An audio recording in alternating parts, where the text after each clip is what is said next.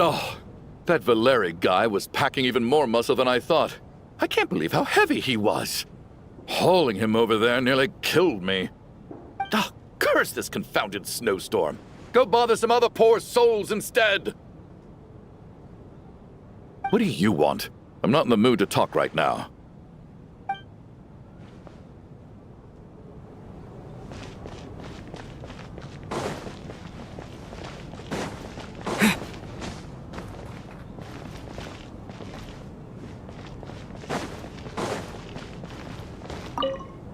What's on your mind, Odette?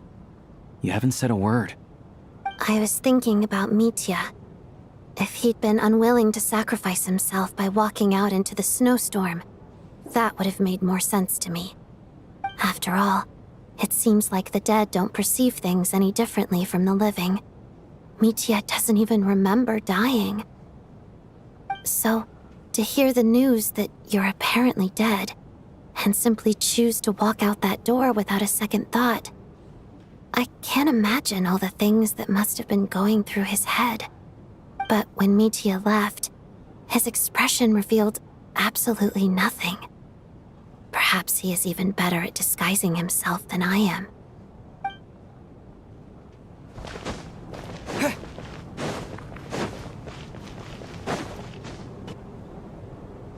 Poor Mr. Mitya. I didn't even get to see him one last time. Maybe it's a good thing that you weren't there to see it. It was a hard thing to watch. I hate goodbyes. Why does it feel like everyone around me is slowly disappearing? Not just in here, I mean. In the outside world, too. Maybe it's the realization that, at the end of life, everyone has to face it alone. Come to think of it, the main reason we're still alive right now is pure luck. Each morning here, for every one of us, there's the chance that we might not wake up. You could take it a step further and say that the same is true outside, too. Who can ever be 100% sure when they drift off to sleep that they'll open their eyes again in the morning? If I make it out of here, I'm going to cherish every moment that I'm awake and live without any regrets.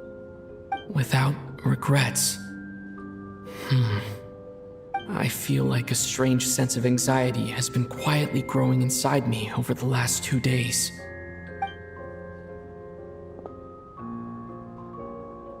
Are you okay? You look really glum. If something's bugging you, let's talk about it.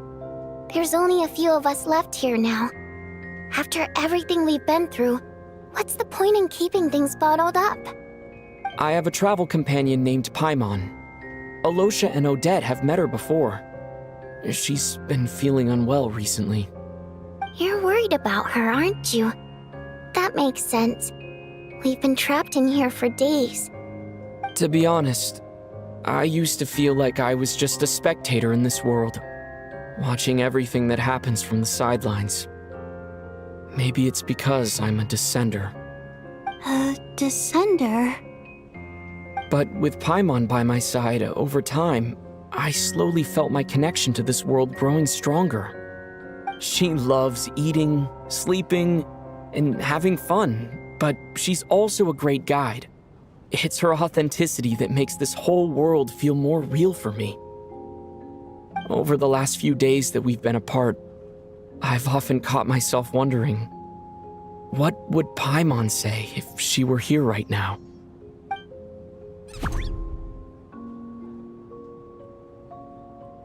But by the time I snap out of it, the conversation has already moved on, and I'm still in my own little world. I'm trying to overcome this sense of detachment, but I really miss Paimon. I guess, in a way, she means the whole world to me. I bet she misses you when you're not there as well. Maybe you're her entire world too. I don't know if this will make you feel any better, but back when the water imps left Snezhnograd in droves, I also felt like the whole world was suddenly empty. I could be surrounded by people all smiling and having fun, and still feel completely separate from it. So, I totally understand how you feel. Later on, I started to think, maybe accepting the fact that our loved ones won't always be with us is something that takes a lifetime. All we can do is cherish their companionship from moment to moment. So, once we get out of here, you better hurry back to our side as fast as you can. You can't let your story end in regret. That's the trope I hate the most. Thank you. That's exactly what I needed to hear. But Vodyanitsa, if you hate goodbyes too, why didn't you leave with your people? That's just the choice I made. I used to regret it, but I don't anymore. Like I said before, singing is a water imp's primary mode of expression. It's how we convey our emotions. Our songs have echoed through this theater for hundreds of years, each one a story pieced together through moments of joy and sorrow. But does a story exist without someone to read it? To me, the answer is no. So I made the choice to stay. That way, there would still be someone left to sing these songs and listen to their stories. Otherwise, they could have been lost forever. Could you teach me how to understand your people's songs sometime? I want to be able to truly hear them, like Mr. Shram. A fan after my own heart. Thank you, Tonya. How about I sing something for you, and you tell me what you hear?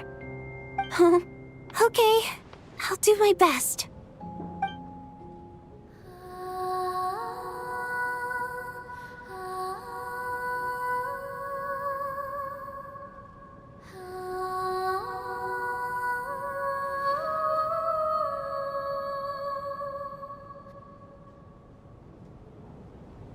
I've never heard that one before. I feel like I can hear a sense of longing somehow. I wonder why that is. Color me impressed, Tonya. You're a keen listener. Most people can only tell if a song is happy or sad. I didn't think you'd be able to pick up on such specific details. So, what's the song about then? Come on, tell me! I've actually never performed this song in the theater before, because it has more of a ceremonial purpose for our people. It's not meant for the stage. It means something like, "May those we have lost watch over us, and follow this song back home in the night, so that we might be reunited once more." No wonder I could hear that sense of longing. You sing it for loved ones who have passed away. I hope it reaches them. It's getting late, Tonya, and you're not well. We should all turn in early.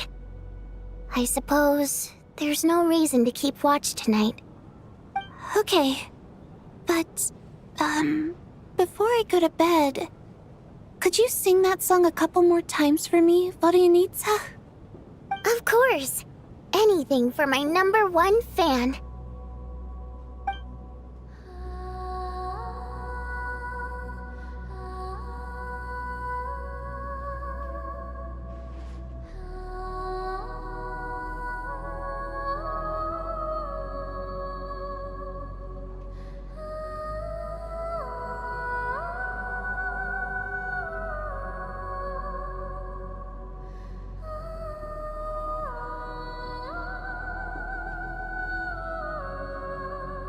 Once I get out of here, I definitely don't plan on ever coming back.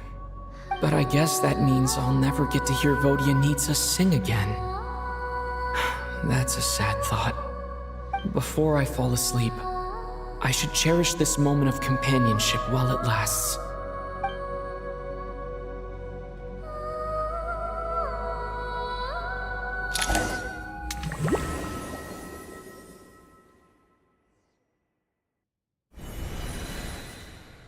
Where am I?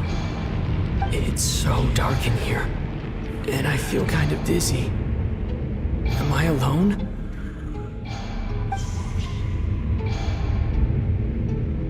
Huh? What was that noise?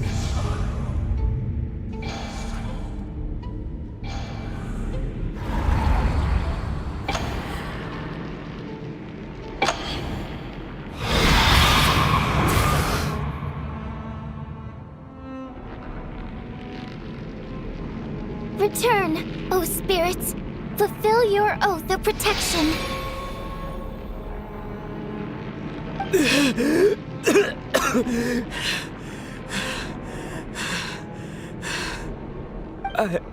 I'm alive? What just happened? No time for questions. Quick, over here. Turn on the switch. We need to bring back the light.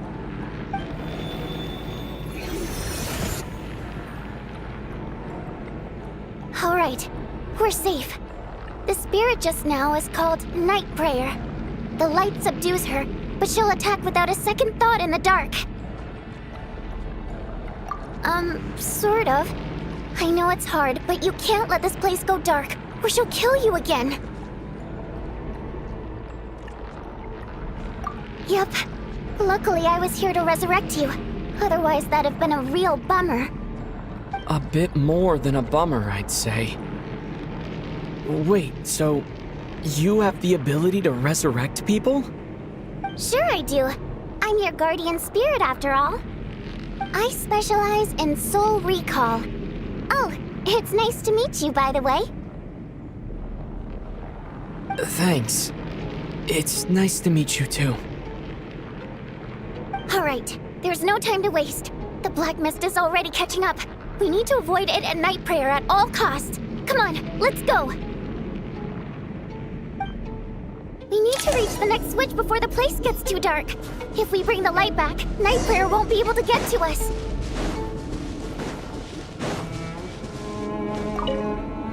Sweet, sweet light! It's back! Now that's a... Shh! It's Night Prayer. We need to move quick, but don't let her notice you. Look out!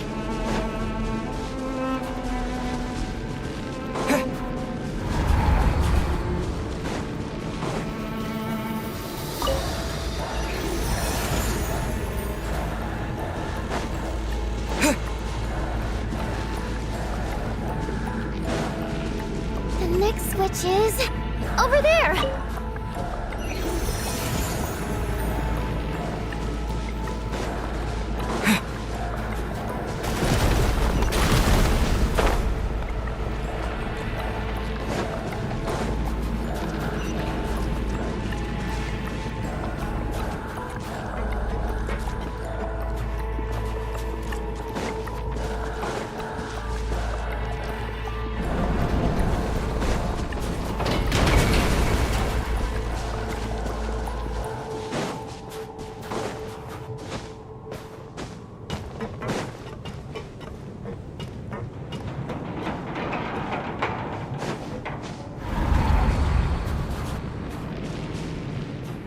No! Night Prayer is here too! This can't be the only path. Let's head up there and take a look. The switch is just up ahead! Hurry!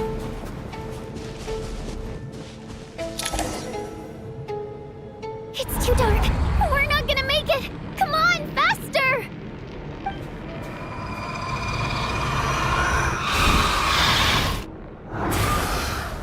Traveler! I won't let you die like this. Not on my watch.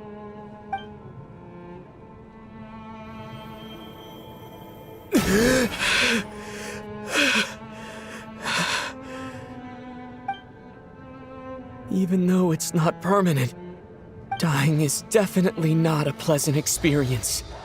Great. You're back. Yeah, thanks to you. Time for you to get out of here. Quick, before the light runs out. What about you? You're not coming with me? I can't. I've already been used up. A guardian spirit's skills are finite. I can only resurrect someone so many times. I might not look any different, but my essence has been exhausted. Now, I will slowly start to fade away.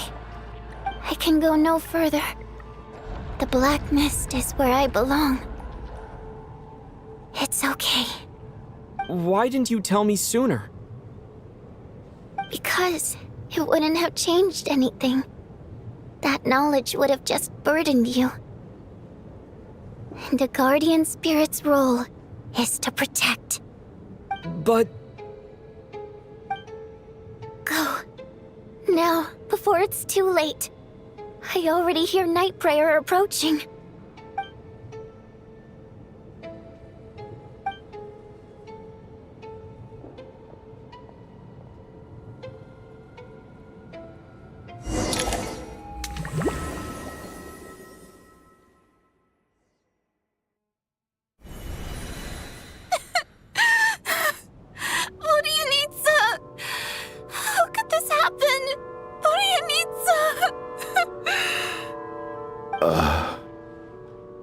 Well, I guess there's no need to inspect the body.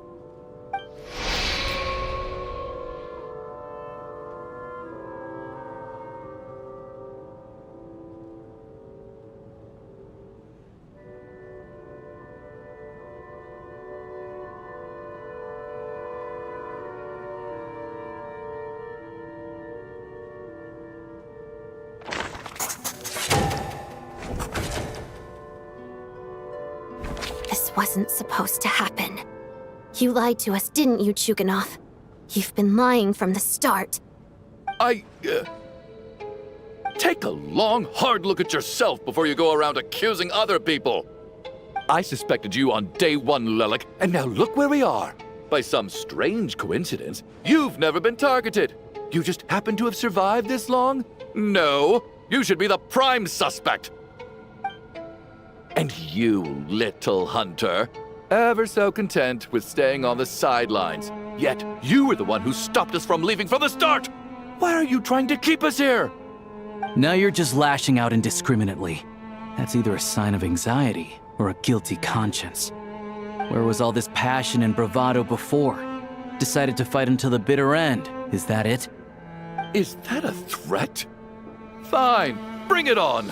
You think I'm afraid to die after all this? You want to kill me? Go ahead.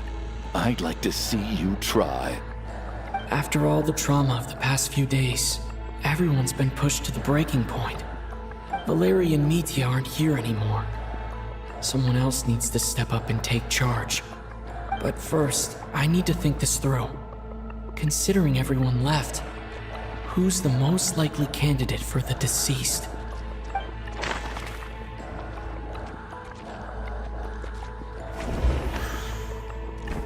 He's arguably the first friend we made after arriving in Snezhnaya.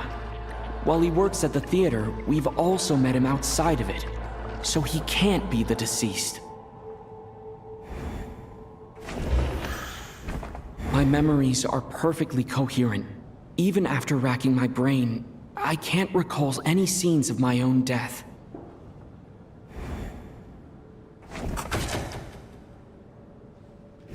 They're dead, yes, but the deceased should be a spirit who's been wandering the theater since long ago, not a recent victim.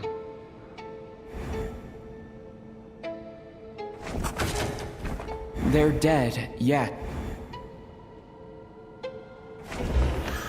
She's been recently active as Lelik, so she's unlikely to be the deceased.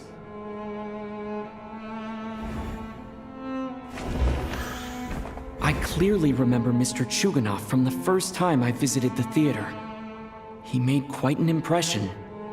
That was just a few days ago, so he's unlikely to be the deceased. Of those who remain, the only person we've never met before is Tonya. There is room to doubt her true identity. People are easily misled by first impressions. Now that I think about it, Child's sister was in fact a label I imposed on her due to my own assumptions. But Mr. Chuganov vouched for Tonya's identity yesterday, with basically no other possibilities left. Could it be?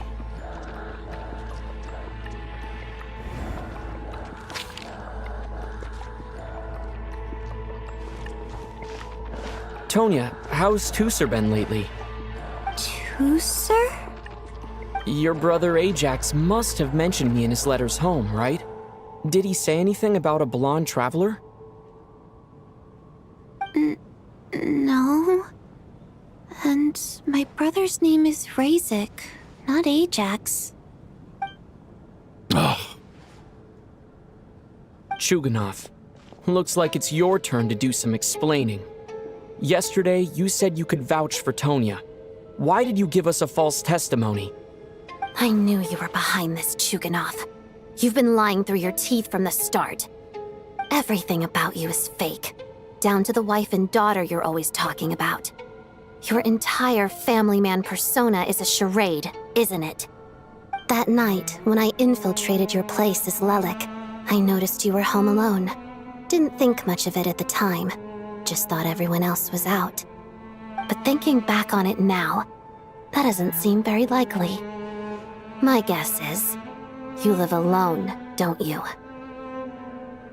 Even that was a lie? But why would he lie about having a family? Oh! Curses! Oh, why is there no end to this blasted snowstorm? If it would just stop! If it would just stop. I think I remember now. I know how I ended up here. It feels like a distant memory. But at the same time, it's just like it was yesterday. The reason I'm always coughing is because I got sick with frostbite. The locals usually call it the snow cough. It's not a very common illness. It's partly genetic and partly caused by the cold climate, but it can be fatal. They sent me to the hospital as soon as they found out I had it, and I spent so long lying there in that hospital bed. After a while, I felt myself growing weaker and weaker. Nothing seemed to be working anymore. Neither the treatment that the doctors were giving me, nor the medicine my brother was brewing from frost fairy flower leaves. So one day, I told my brother that I wanted him to take me outside for once, so things could be like they used to, just for one day. I wanted to meet loads of friends, experience new things. He agreed. He snuck me out of the hospital, and we escaped. We got to the theater, bought tickets, and went inside. Oh, it was all so exciting. I remember the show very clearly. It was amazing. But I found myself getting sleepier and sleepier. Oh, Tonya. When I woke up, I couldn't find my brother anywhere, so I guessed he'd already left. But there's no way he'd leave me behind. So I decided to stay here and wait for him. At the time, I figured he'd probably gone to brew some more medicine for me. I was planning to chew him out for abandoning me when he got back. Tonya, it sounds like by then you'd already... Yeah, I know.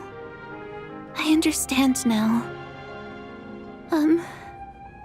Dead, aren't I? This cough and the feeling weak, it's probably just my body's memory. After all of that, it turns out I can't blame my brother after all. I was the one who abandoned him. I'm sorry, everyone. I realized this much too late. It seems like death skewed my perception. And now I've dragged you all into this mess. Your name probably isn't even Tonya, is it? Didn't that ever strike you as odd over the last few days? Well, when I was little, my brother and I read a storybook, and Tonya is the name of one of the characters. When we escaped from the hospital, our family and the hospital security were looking everywhere for us. So when you first approached me and said my brother had sent you, and called me Tonya, I thought he must have chosen a fake name that only the two of us would know. Because he was afraid of getting caught. No. It seems like that was just wishful thinking. At least your memory of death isn't painful. That is a small comfort. Now it's your turn, Chuganov. Talk to us. I believe no lie is ever told without a reason. You're right. I was lying. I happened to know that the Harbinger child and his sister Tonya managed to get tickets, so I lied to you and pretended I knew them. And yes, I was lying about my family too. The truth of the matter is, I lost them a long time ago. I just refused to accept reality. And now I've spent the second half of my life living a lie. I'm a joke. My daughter's name was Iskra. And before you ask, yes, Iskra, as in Iskra Manufacturing Plant. She also died from the snow cough. She was just 6 years old. If she were still alive today, she'd be around the same age as little Tonya here. After Iskra passed, my wife couldn't bear to face those memories either. So she chose to start a new life without me. One day when I came home from work and saw the empty room, I felt like I couldn't breathe. Subconsciously, I started to imagine that they were still there. I soon discovered that this was the only thing that made me feel any better, so I just embraced the delusion. Nothing more than a pathetic means of escapism, I know. But at least it's not a crime. So explain your false testimony then. The night before last, when I was chatting with Tonya, she mentioned that her brother would brew medicine for her from frost fairy flower leaves. Combined with her various symptoms, I suddenly understood everything, including the fact that she was deceased. The snow cough used to be an incurable illness. I would pick frost fairy flower leaves to brew medicine for Iskra too. It took hours and hours on the stove. But the year after my daughter passed away, the jester of the Fatui announced that a cure for frost blight, also known as the snow cough, had finally been developed. It turned out that all previous treatments were completely ineffective. No better than random concoctions. That was the final straw for me. I just couldn't take it anymore. Just one more year. One more year, and everything would have been okay. So, more than anyone, I know full well that in this day and age, no one in their right mind would still be using frost flower leaves to brew medicine for the snow cough. Poor Miss Tonya, therefore, had to have been from an era when snow cough was still a terminal illness. So, you projected your daughter onto her? Even though you knew she was one of the dead? That doesn't make any sense. You knew she was already dead. What did you hope to achieve by protecting her? I just don't believe in your crackpot theories, nor do I approve of your actions. How can you just declare a living person dead and throw them out into that snowstorm? Nitya's gone. My good buddy Shram's gone. And now it's Tonya's turn, isn't it? The others I can make my peace with, but little Miss Tonya, here she is, standing right in front of us, alive and breathing, and fighting her own battles. Yet you're quite happy to say she's dead? I just want her to live. Once this snowstorm is over, the very moment it stops, I'm going to march out that door and find someone who can fetch the very best medicine for her snow cough. I'll be damned if I'm gonna let you cast her out into the snowstorm before I have the chance to cure her. Not again. Not this time. Not when the cure is right within our grasp. I'd never be able to forgive myself. Mr. Chuganov, stop. I can't let you do this. Tonya. By the sounds of it, you've known I was dead since the night before last, right? I really liked Mr. Valeri, Mr. Mitya, and Miss Vodyanitsa. And now they're all dead because of me. I'm not happy about that. The reality is, you've been trying to fight your own demons through me. But all you've really done is trap me inside your delusion along with you. No! Listen to me. I want to save you. I do! Well, at this point, I'm quite sure that I'm dead. I don't need to be saved. The time I got to spend with all of you is more than enough for me. Despite all the bad things that kept happening, I got to meet so many interesting people and spend so many days and nights by your side. Since the day I escaped that hospital until now, this has been an adventure I never even dared to dream of. I'm very fond of you all. If it were only possible, I'd trade my soul to bring back the ones who died. If it meant things didn't have to end like this. And that's why I'm not fond of you at all, Mr. Chuganov. I'm sorry. It's them that you owe an apology to, sir. Not me. Well then, I suppose this is it. It's time for my adventure to end. I've caused enough trouble. You're leaving already? It's still early. Don't you want to stay a little longer? No thank you. Oh, and by the way, my name is Patoshka. It was nice meeting you all. Feels strange that we're only being properly introduced now that it's time to say goodbye. Patoshka?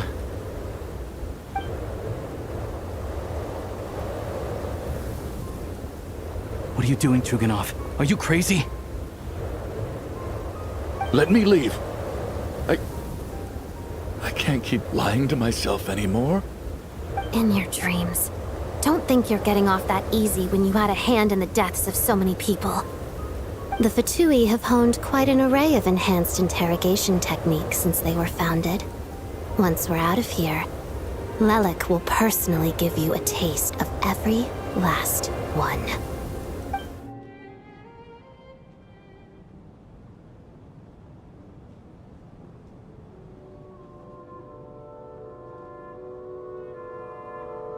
I think we should leave.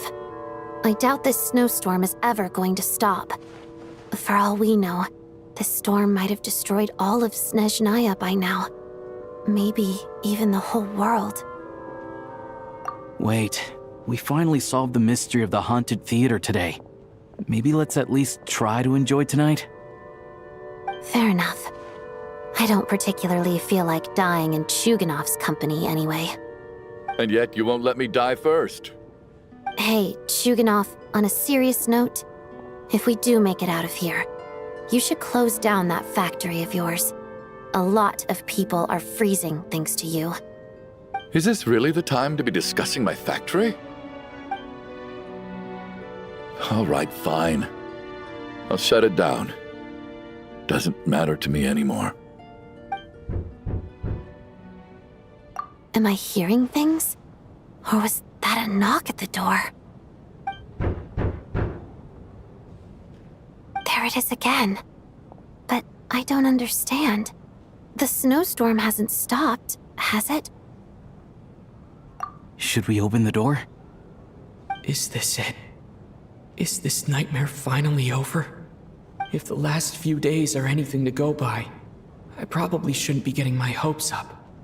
Whatever lies beyond that door at this moment, it could be something even more terrifying than everything we've been through so far.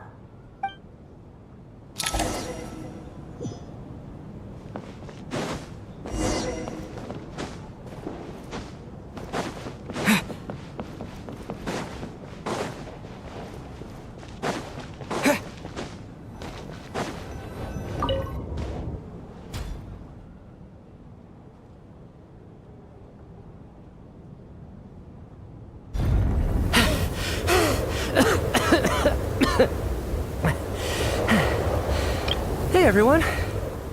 I'm back. How are you doing? Feeling any better? Much better, thanks. Whew, it is so good to have you guys here. I was a little worried that the theater would be empty by the time I got back. Let me see. Tonya and Vodyanitsa are missing, which means... Vodyanitsa died last night. And then you discovered that Tonya was the other dead person.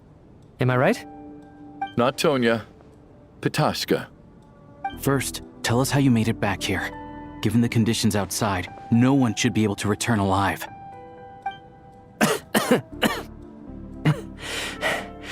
You're right. The thing that got me back safely was... a song. I heard someone singing. After walking into the snowstorm, my mind grew hazy. I don't know how long I walked through the storm before my mind completely slipped away. Then, suddenly, I heard the sound of singing. The voice instantly brought me back to my senses, and I regained consciousness. So I followed the voice, searching for the source of the singing. I searched and searched, until finally, just a few moments ago, there was the entrance to the theater, right in front of me. I've actually never performed this song in the theater before, because it has more of a ceremonial purpose for our people. It's not meant for the stage. It means something like, "May those we have lost watch over us, and follow this song back home in the night, so that we might be reunited once more." That must have been Vodyanitsa's Requiem. Who knew it actually worked? That song is meant to guide the souls of the dead. Mitya, that must mean that you... Huh. No kidding. Huh, seemed like I guessed right then. This is what I've been so desperate to tell you about. When I first stepped out of the theater, I was still quite lucid. My memory of it is still pretty intact.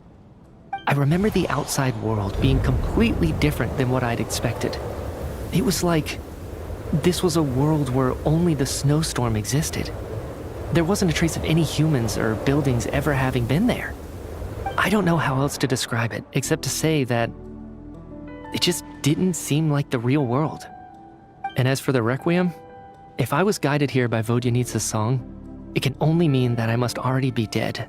And this is my soul, not my body. But I didn't experience a clear moment of death while I was out there. Nor do I feel any different now than before I walked into the snowstorm.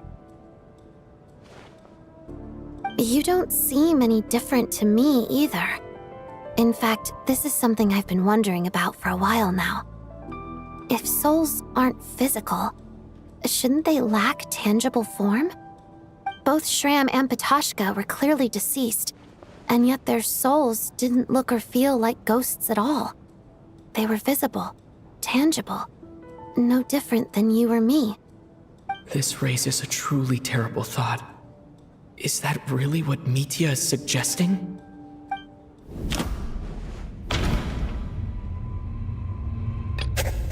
Mitya said the outside is a world where only the snowstorm exists.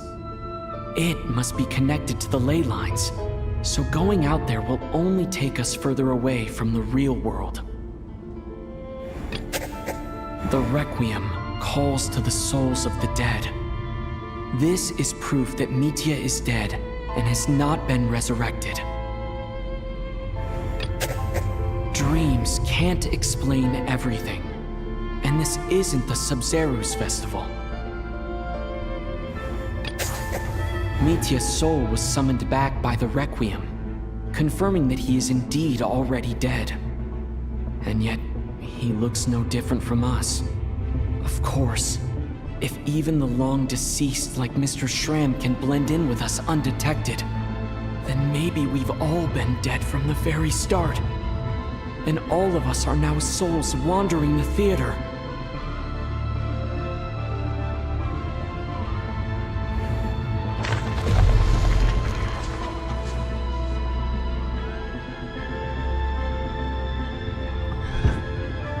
Yes. I think that this is probably the afterlife. What did you say?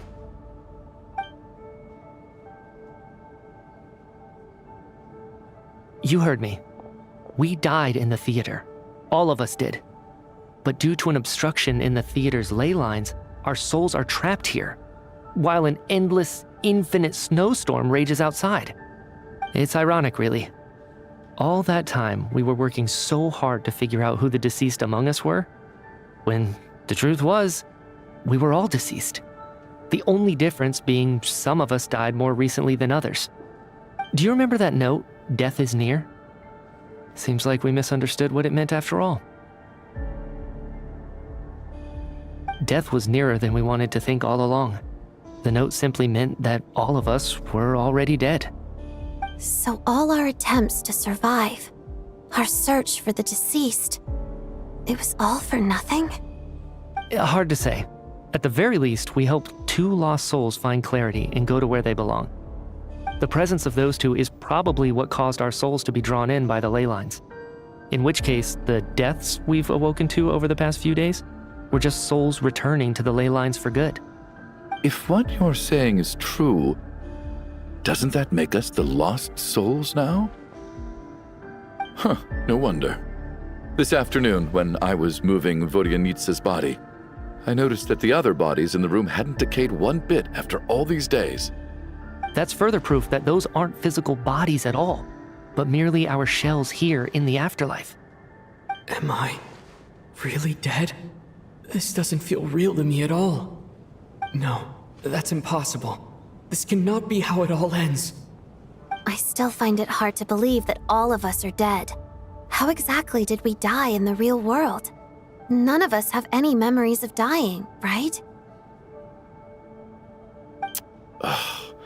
Not even knowing how we died is preposterous. Good grief! Surely there has to be some reason. Exactly. It's hard to rest in peace when you don't even know how you died.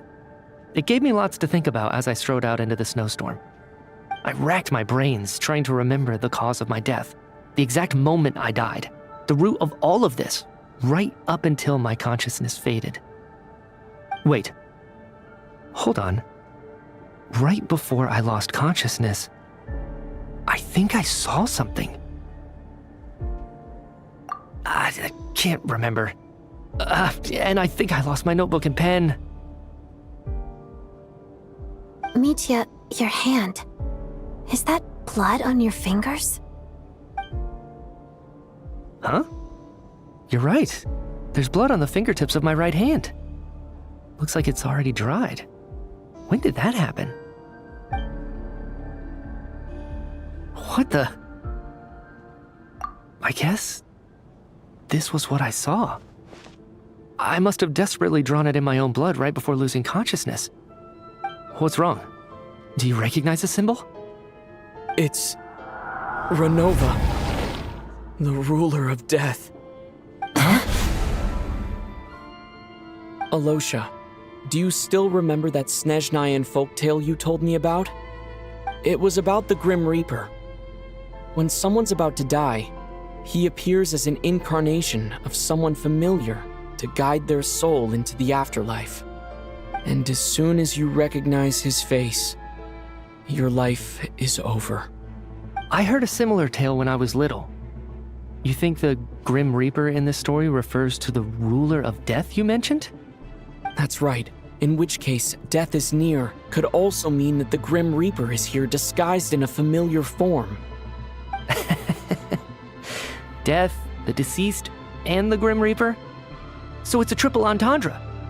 When I first saw this note, I thought it contradicted the investigation report. But now it seems like that was the whole intention. So the Grim Reaper deliberately misled us. Then, we started suspecting each other and searched for the deceased while they hid in plain sight. By that logic, the one person most likely to be the Grim Reaper incarnate is...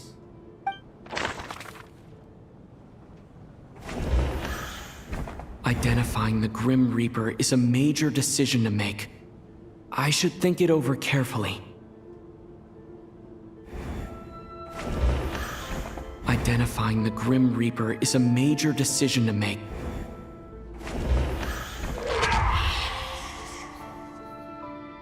No doubt about it. It's a... Looking back at how everyone has acted over the past few days, Alosha is most likely the Grim Reaper lurking among us.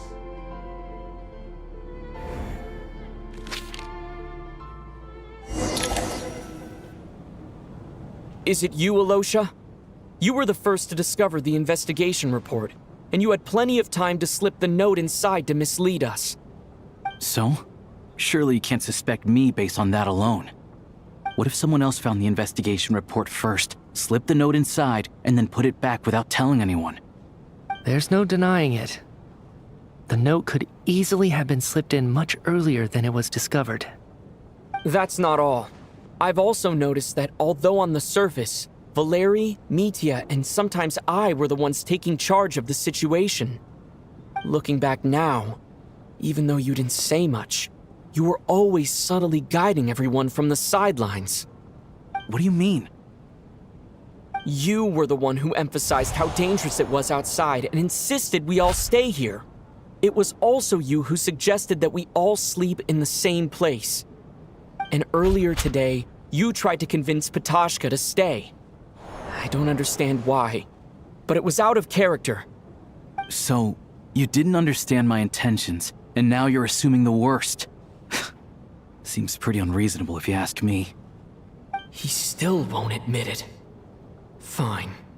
Let's see how he responds to the most damning evidence of all. The biggest question I have right now is, if the Grim Reaper is impersonating Alosha, then where's the real Alosha? When did they switch?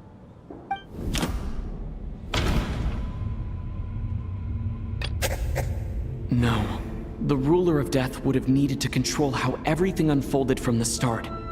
She wouldn't have infiltrated our ranks this late. Let me think about this again. No, the Ruler of Death added a note to the investigation report at the time. This indicates that Alosha had been switched out even earlier than that.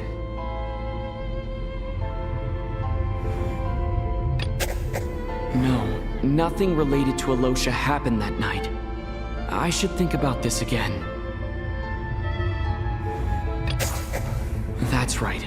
This was the moment.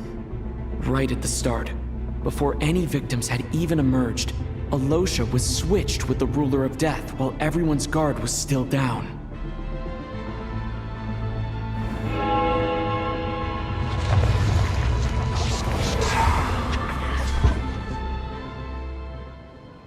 When all this began, right after the performance ended and the snowstorm began to pick up, no one suspected anything unusual. We just assumed we were snowed in. It wasn't until we discovered the bodies the morning after that we realized something out of the ordinary was going on. But it's clear now that the oddities actually started earlier than that, when Dimov walked into the snowstorm and never came back. Right. So Mr. Dimov was the first victim, not Sobolova and Torgov. And if we pinpoint that moment as the beginning of this incident, then one thing becomes clear. Alosha, you are the only person who walked into the snowstorm and came back without the help of Vodyanitsa's Requiem. More precisely, Alosha never came back at all. The one who came back was the Grim Reaper.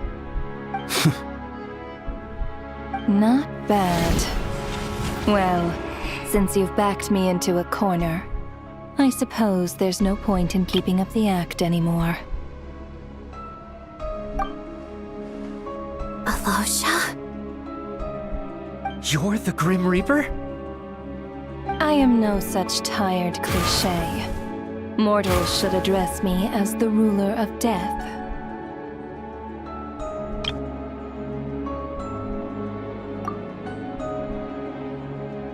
Before being wiped out for good, you identified the two deceased, and even sensed my presence. A commendable achievement, far beyond what I expected. I heard you can ferry souls. Those deaths each night. Were they your doing? Your initial conclusion was correct. Due to the existence of the two deceased, the ley lines yearned to reclaim those long-lost souls. Every night they devoured an equal number of souls to fill the void. This required no intervention from me. Though, of course, ferrying souls is indeed my authority. Here, take a look.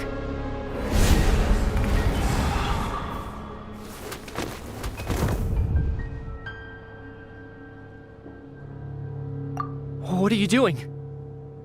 That takes care of today's too. Don't get so worked up. You are already dead, and your souls must return to the ley lines. I know we're already dead. You murdered us, didn't you? Murdered?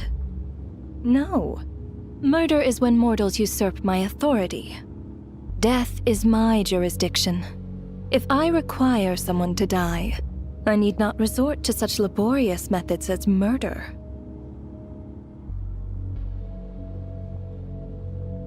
You simply met the criteria to trigger my curse of death. I know about the curse of immortality. So there's another death-related curse too? You cursed us? When? And why would you do such a thing? So often, humans pray to me, begging to know when their death will come and what form it will take. But few people ask why. If you must have an answer, know that death comes simply because one's time has come. So you're not gonna tell us the truth? Hold your tongue. By all rights, you shouldn't even be allowed to speak with me. Those angels from the past are to blame for the reckless renovation of the ley lines here. It's made my work on this occasion infuriatingly complicated. Work? So trapping us here, making us watch our friends die, that's just another day at work for you? You clearly have a lot of questions. Fine. As a reward for your remarkable accomplishments over the past few days, I shall answer a few of your inquiries, provided they aren't too unreasonable. After the physical body dies, the soul must return to the ley lines for that person's death to be considered complete. My work encompasses the entire process of death, including, naturally, the guiding of souls into the ley lines, with which you are now so familiar. You must also be rather familiar with Natlan's Night Kingdom, I presume? It was I who supported the creation of the Night Kingdom. It provided a convenient means of guiding the souls of Natlan. Here, too, the ley lines connected to the theater underwent some modifications. The angels hoped to make them capable of accommodating the souls of some special creations. But this actually hindered their ability to accept ordinary souls to some degree. This effect manifested itself after you died from the curse in the theater, leaving you stranded in the afterlife, unable to achieve a complete death. But if souls who die from the curse of death fail to return to the ley lines within a short window of time, they will miss their chance for good. Then, they will remain forever suspended between life and death, no longer subject to the authorities of either. So if you don't resolve this matter soon, and see all our souls return to the ley lines before long, we'll escape your control. Mitya is sharp. This must be what Renova was worried might happen, and the reason she got involved to begin with. But if you have the authority to guide souls, why didn't you just show yourself and get it over with? Why hide among us in the form of Alosha? You seek to understand the mind of a god. Very well. I'll tell you. This is a theater, and I decided I wanted to watch a show about death. That's why I encouraged you to take the events to the stage. I found myself getting quite immersed. I suppose the entertainment you provided makes up for all the trouble you've caused me by being so defiant in the face of death. There. Are you happy with my answer? Can't say I am. Really?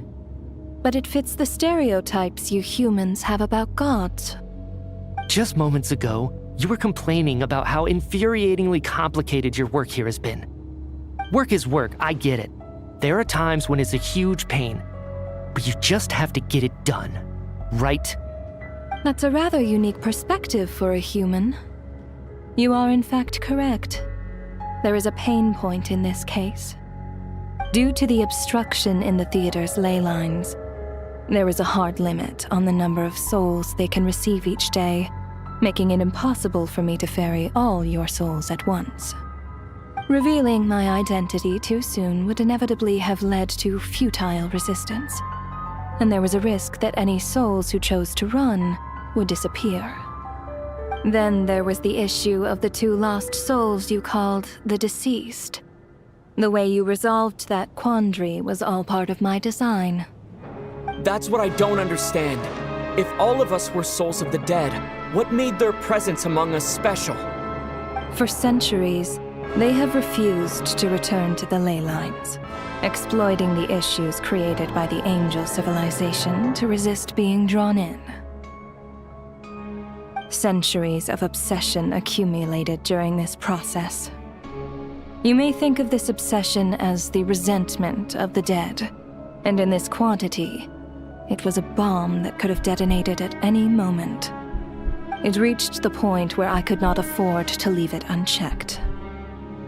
But the only way to fix it was to help them acknowledge their own deaths, make peace with their regrets, and willingly walk into the snowstorm. Only then, with my guidance, could they finally return to the ley lines. Otherwise, you would not like to know what the consequences would have been. I vaguely remember seeing Batashka, but in the most terrifying form. Was that in a dream? Is that what would have become of her if she hadn't returned to the ley lines? I see your dreams brought you many revelations. So you see, death in fact grants wisdom to mortals. Souls connect to all things in the world and see the chain of cause and effect between them. It's nothing unusual. Anyway, giving psychological counseling to lost souls is not my strong suit. That is more of an angel's role. It was something I could not resolve directly using my authority, so I decided it was easier to leave the bomb defusal to you. Meanwhile, of course, their presence caused the souls of other members of your party to return to the ley lines each night. From where I stand, that was killing 2 birds with 1 stone. As both issues slowly resolved one another without me having to lift a finger, all I had to do was stay close by and keep the situation under control. Then use my authority to wrap things up at the end. And, of course, while I was at it, I thoroughly enjoyed watching this drama, dealing with death from a mortal perspective, play out on the stage. Sounds like you had it all figured out, Grim Reaper. I just did the math. You said there's a hard limit to the number of souls the ley lines here can receive each day. It's 2, isn't it? That much is obvious, even to a fool. It's time to review this whole affair. If the ley lines can only take in 2 people per day, I need to go over the deaths from these past few days again.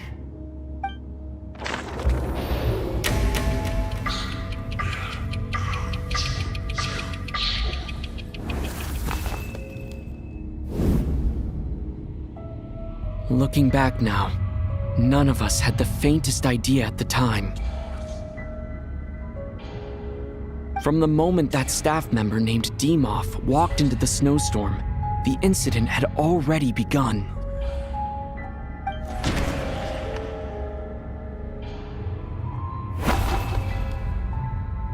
No, let me go over this again.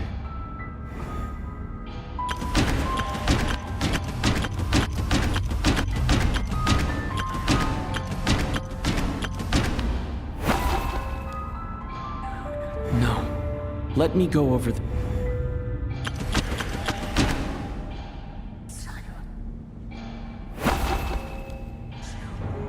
No.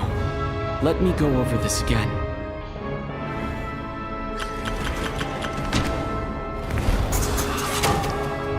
Anosha was the second to walk into the snowstorm after Demoff to investigate.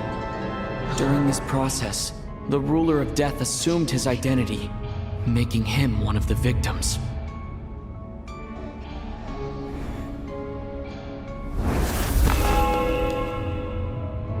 During our first night in the theater, everyone was caught up in the novelty of it all. No one could have expected there would be victims the very next morning. Despite all the confusion, and with the help of hindsight, we finally began to realize that something was amiss with the snowstorm.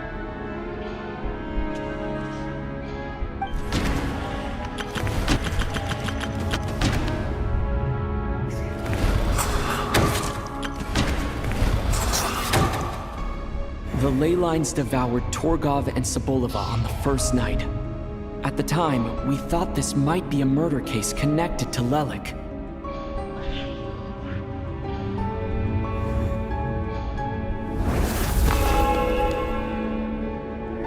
Odette and I spoke a lot that night.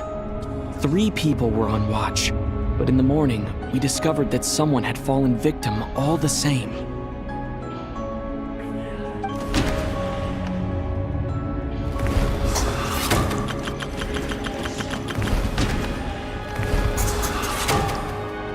The deaths of Kulish and Rampana caused everyone to stop suspecting Lelik. Unexplainable phenomena occurred one after another, leading Mitya to suspect that we were caught up in a supernatural event.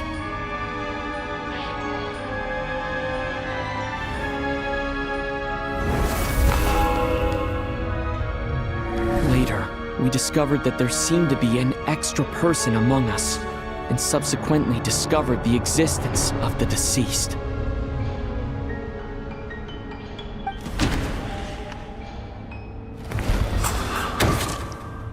Mr. Schramm realized he was the deceased and walked into the snowstorm to return to the ley lines of his own accord. It turns out there really was a dead person among us.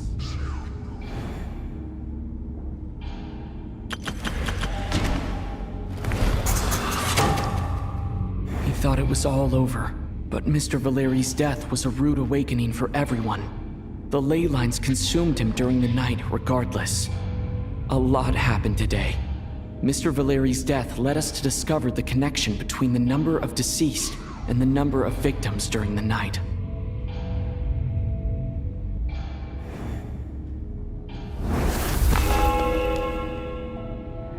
The fact that there was more than one deceased seemed to bring us back to square one. Odette revealed some information she had been keeping to herself.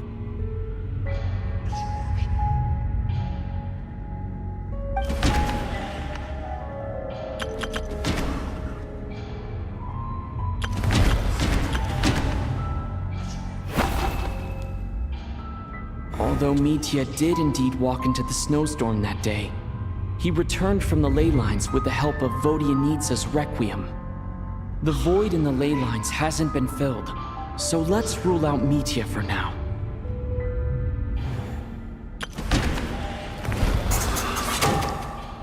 Vodyanitsa was swallowed by the ley lines in her sleep, but the Requiem she sang before falling asleep was quite a game changer.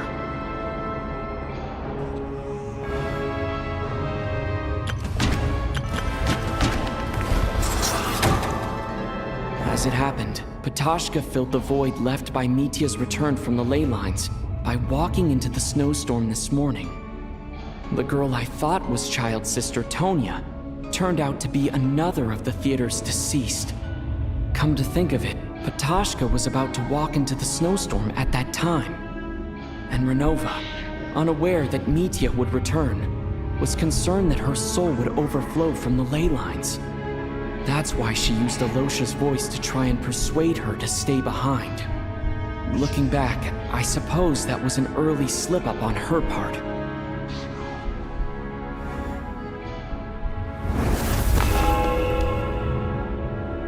No one could have expected anyone who walked into the snowstorm to return. But just after nightfall, Mitya returned, bringing crucial information with him. Various truths began to surface, including that all of us were already dead and that the ruler of death was here among us. Then, after revealing her true form, Renova callously claimed 2 souls.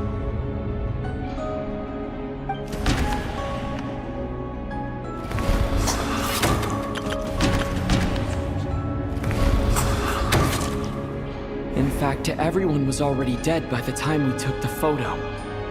And in the days since, we've experienced many more partings in the afterlife.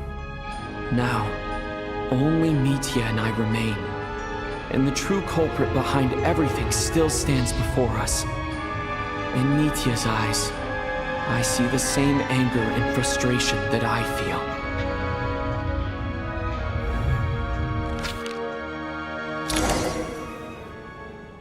That covers everything. It's all clear now. Your work isn't finished here yet, is it? The Traveler and I are still standing here, safe and sound. The Water Imp's song threw things off a little, but it is of no consequence. The ley lines have already anchored your soul, and the first ray of light tomorrow morning will take you back. I, meanwhile, need to review my attitude towards the Water Imp race. So the reunion in the night that Vodyanitsa mentioned, I suppose that was never meant to be a permanent reunion. That just leaves you, Traveler. My power only allows me to temporarily separate your soul from your body. The ley lines of Tevat would not accept you. And your soul is firmly anchored to your body by your will. For a descender like you, who is not bound by Tevat's rules, your death can only be brought through the most violent of means, such as directly destroying either your body or soul. I have no interest in involving myself with Descenders, for now. Although, this may change if Asmodee remains missing, or you insist on interfering with our affairs. One last question then. All our struggles and sacrifices here, they were meaningless from the very beginning, weren't they? Death abides no reason. Besides, what you call sacrifice is merely a concept created by humanity. To me, it is nothing more than a self-indulgent charade in the face of death. Mere mortals fantasizing that their actions could reclaim something from my grasp. A truly laughable idea.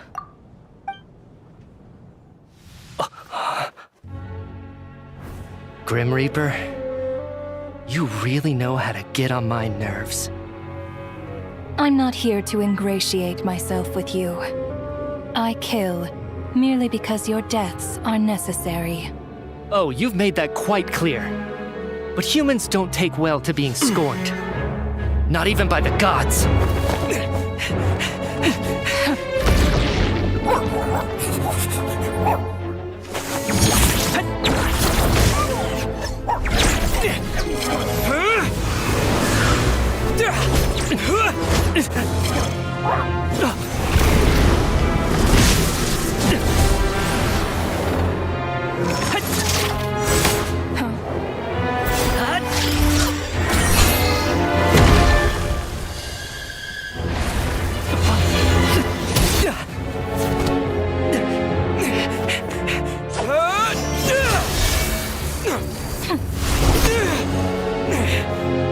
This is futile. You must know that you are powerless against me in my own domain. I suggest that you save your strength. For what? Maybe we can't change it. But if nothing else, we can at least teach you to have some respect for the dead. Audacious.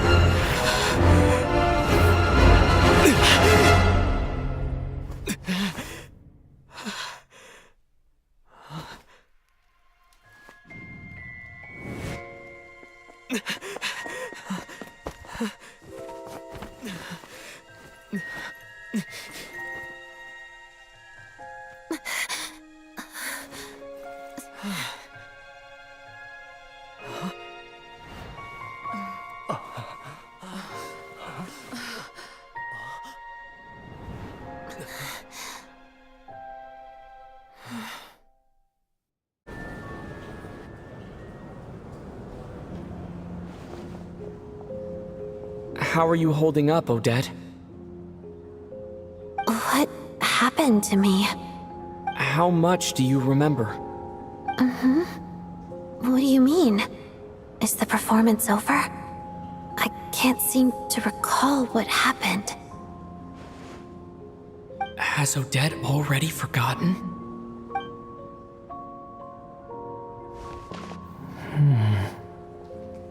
Mitya? Oh, I'm sorry. I guess I spaced out there for a second. Remind me who you are? Don't you remember anything?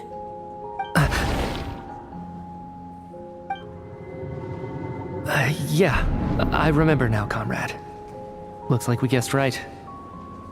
Just like me when Odette found me at the Armory Palace, for some reason, everyone killed by the Ruler of Death eventually came back to life.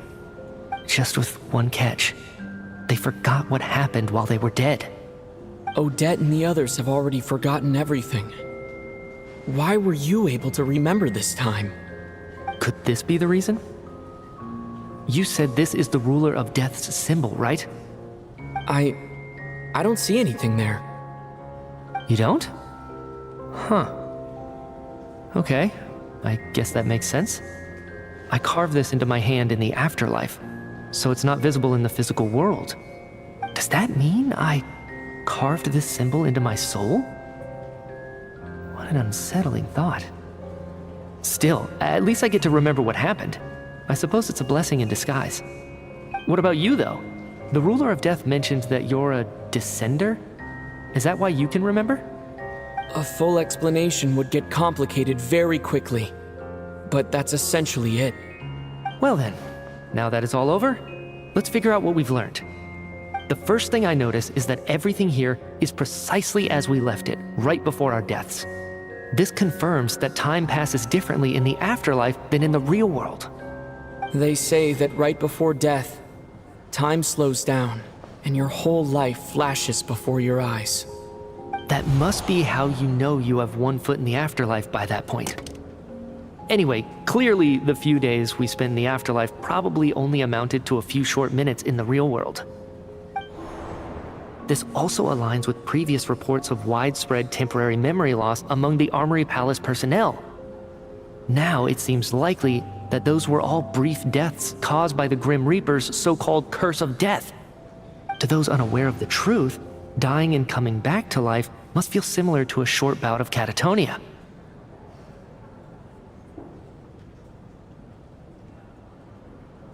This leaves me with a couple big questions. What are the conditions that trigger this so-called curse of death? And why are we resurrected after we die? If nothing else, I think it shows that killing us wasn't her ultimate goal. We still don't know her true reasons for subjecting us to death. Right. This time only got complicated because of the situation with the theater's ley lines. That's why she had to approach it differently. If the previous incidents of amnesia among the researchers are anything to go by, killing us is usually a pretty routine matter.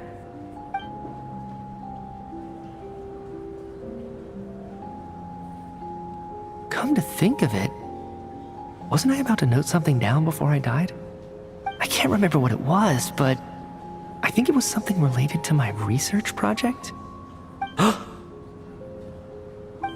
Sorry, Traveler. I'll catch up with you again later. Right now, I have to make a trip back to the Armory Palace.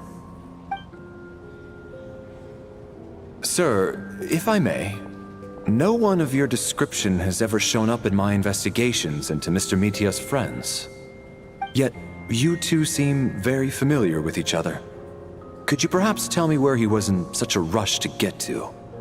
And, by the way, have we ever crossed paths? Forgive the presumptuousness, but I feel a vague and indescribable sense of familiarity about you. I can explain everything. Could you help me gather everyone in the theater in one place?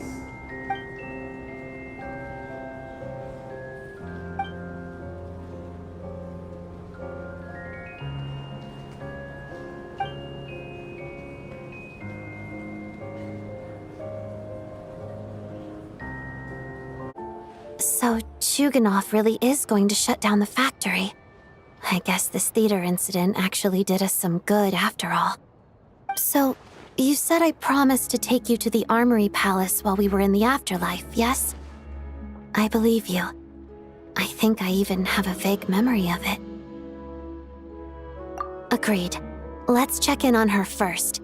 The whole reason for our trip to the Armory Palace anyway is to figure out what's going on with her health.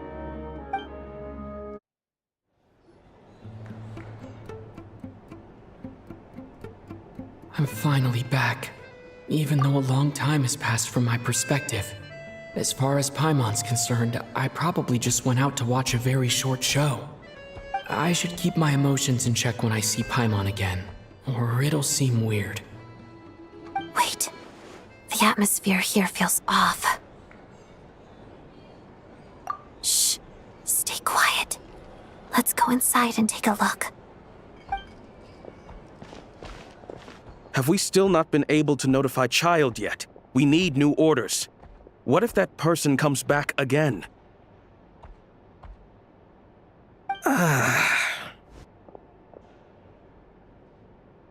I'm so sorry. Under the circumstances, there was really nothing we could do. Tell me, what happened to Paimon? It was the Jester. He came here in person and escorted Miss Paimon away. He's the director of the Fatui. His authority supersedes all others and cannot be questioned. There was nothing we could do. How long ago did he leave? And what was Paimon's status? It was about an hour ago. Miss Paimon was fast asleep at the time. The Jester simply walked off with her as if it was only natural. I assure you, he absolutely did not use any force. Do you know where they went? The Armory Palace, most likely. Lord Piero, the Jester, has been overseeing the experiments there lately, keeping a close eye on their progress. Everyone in the Fatui has heard about it by now. I'm surprised he came in person. Whatever his reason for taking Paimon, he'll most likely return to the Armory Palace first, which is exactly where we were headed anyway. Then lead the way, Odette. Okay, let's go.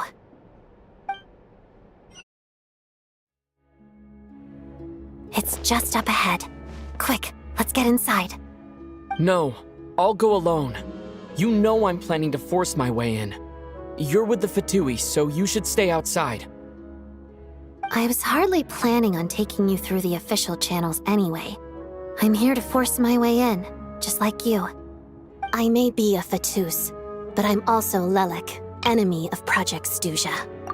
Paimon's safety is paramount right now. With me around, you'll have an extra pair of hands. There might be devices inside that are easier for an insider to deal with. If you say so. Let's go. There's no time to hesitate.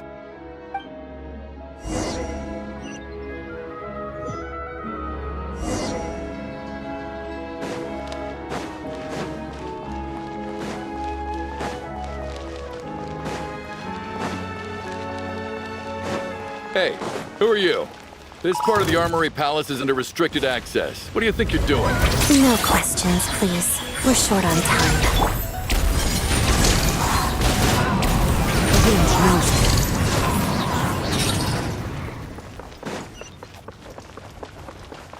I'll make short work. Flies high. The birds caw into the wind. Right now, emerge. Right here. Wheel of life. Together.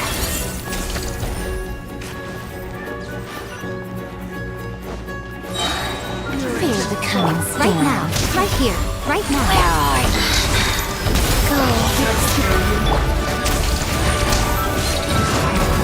One with nature.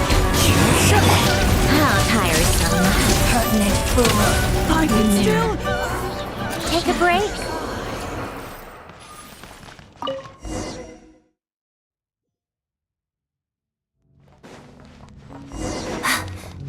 Right here, right now. Emerge. You have a pass? Where are you coming from? So, you're intruders, huh? Don't blame me for what happened.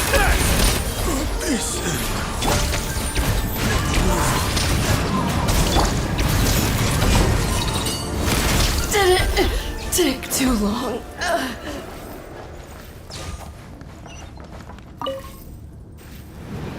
The Armory Palace is hidden this deep in? This place is much bigger than I imagined.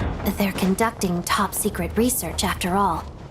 The deeper it's hidden, the better, is standard Fatui logic. The style doesn't really look like the Fatui's handiwork, though. They must have requisitioned some structures from a past civilization. It also serves as a bit of a disguise. Looks like we're in for a fight. Alert!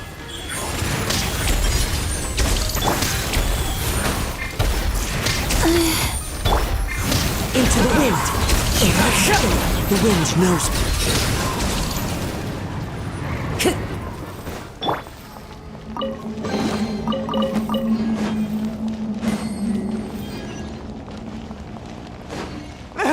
Intruders? Don't come any closer! Just what are you guys trying to do here? Right now. Opening box of Adeptitrix. As one with wind and cloud! No one interferes with a jester's work!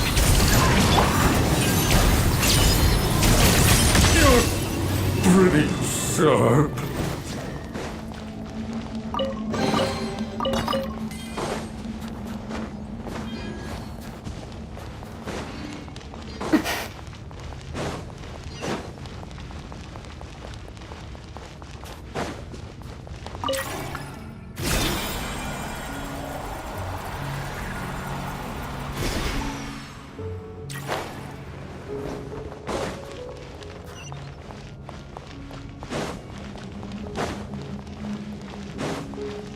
Looks like no one's guarding this place. There's something off about that decoration over there. Look out! Let's deal with these before we move on. Together. Emerge. Right here. Rise.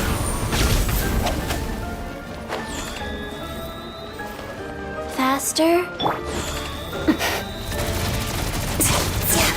Let's begin. The wind knows me. Right now. Show them.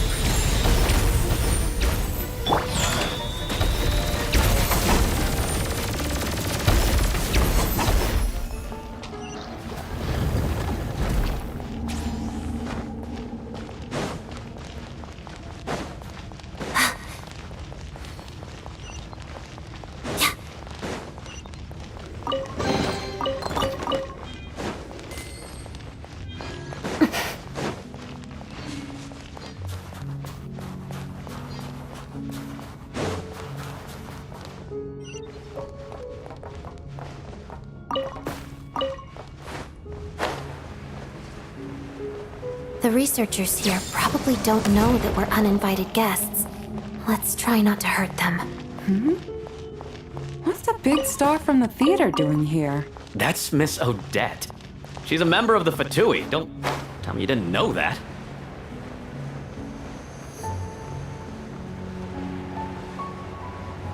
Was the whole reason for Project Stuja to support the research here at the Armory Palace? Just what are the Fatui and the Tsaritsa planning?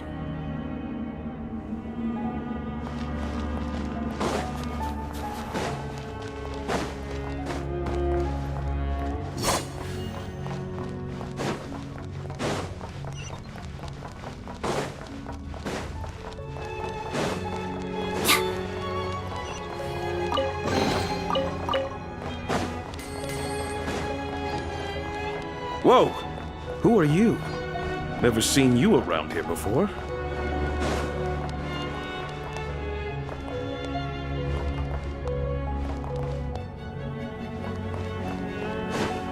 Looks like there's no way through here. Maybe using the power of this prism could help?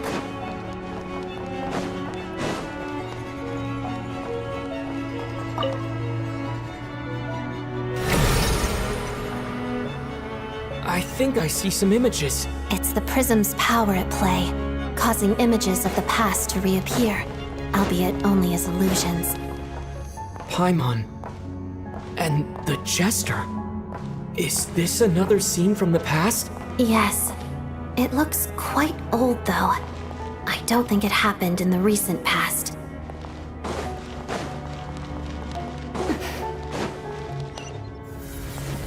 What's going on here? What happened? The source seems to be the Armory Palace. They must have started some large-scale experiment. Wait, what if this has something to do with Paimon? We need to hurry!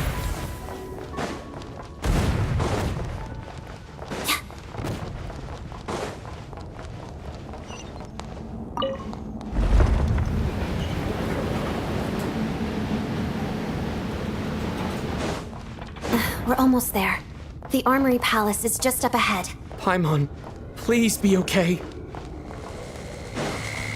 Make short work of you. Together. Emerge. Go. Fallen leaves, adorn my night! One with nature.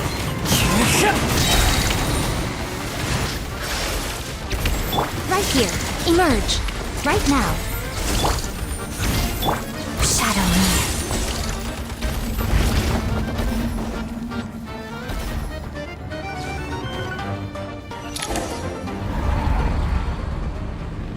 What's going on? Wait, I remember this feeling. It's the curse of death. No, not now. Why is the curse of death striking again already?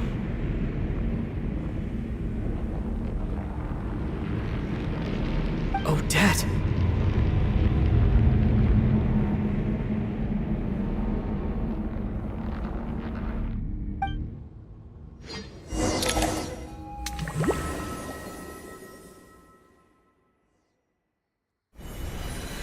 Is this the afterlife again?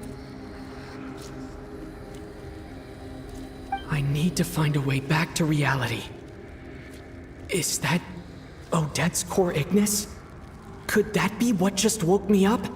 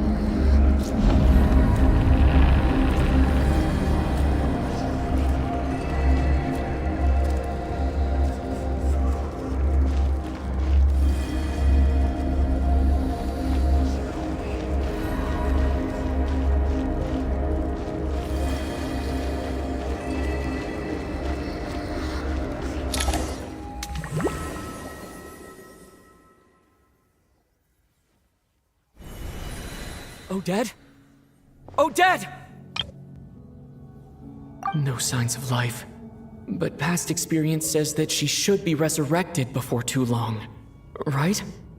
Did Odette intentionally use her core Ignis to guide my soul? I feel like something similar happened in a dream I had before. Thank you, Odette.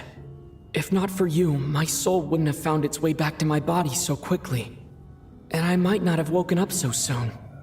But I'm sorry. I don't have time to protect you. I have to use the time you bought me to get Paimon back.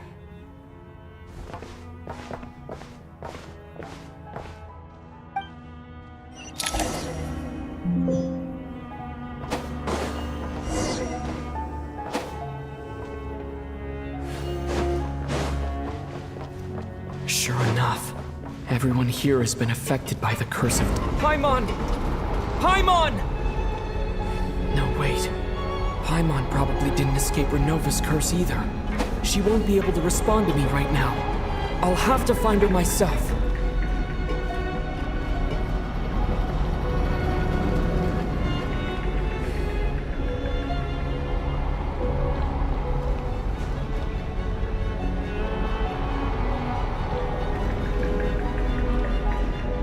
Mitya! Is this the laboratory he works in? What happened here to trigger the curse of death again so soon? I'll have to ask him when he wakes up. Finding Paimon has to take priority now.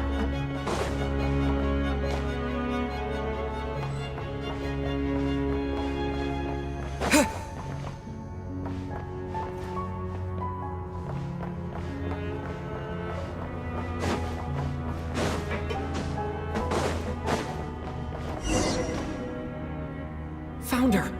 Paimon really is here!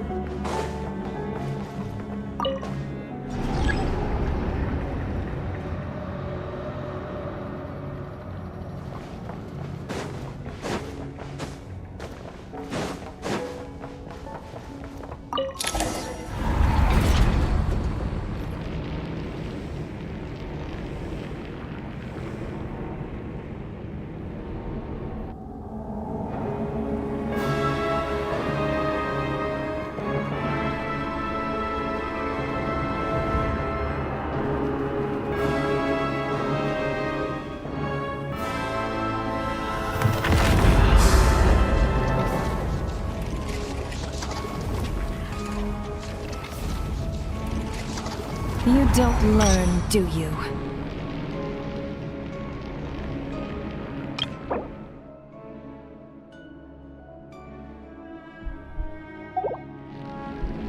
You've already been involved in one mass death, and now you show up at the scene of another. This might have passed for a coincidence the first time, but a second time? Am I to assume you are intentionally interfering in Snezhnaya's affairs?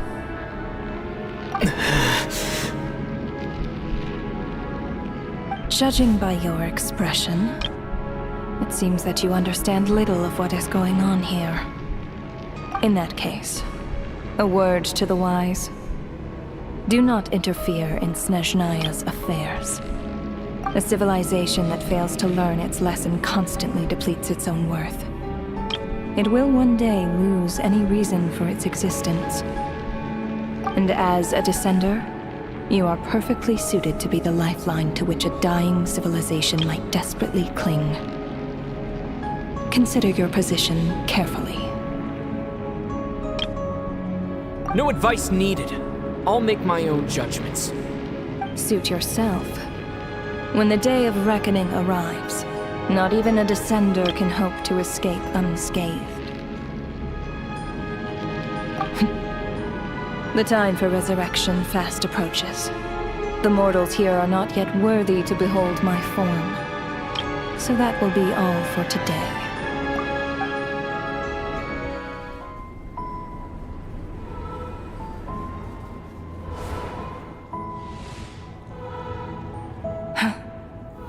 That thing is coming with me.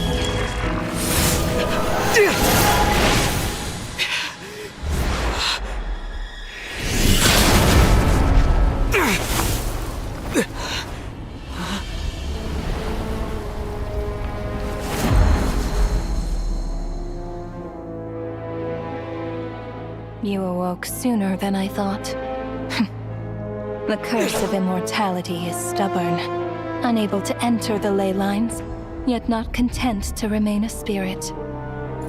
Ruler of death, what do you want? You perplex me. Both you and you.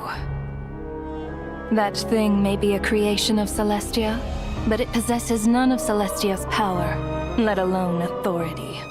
Your obsession with it baffles me. No matter, the resurrection will soon begin. It's worthless anyway. I'll reclaim it next time.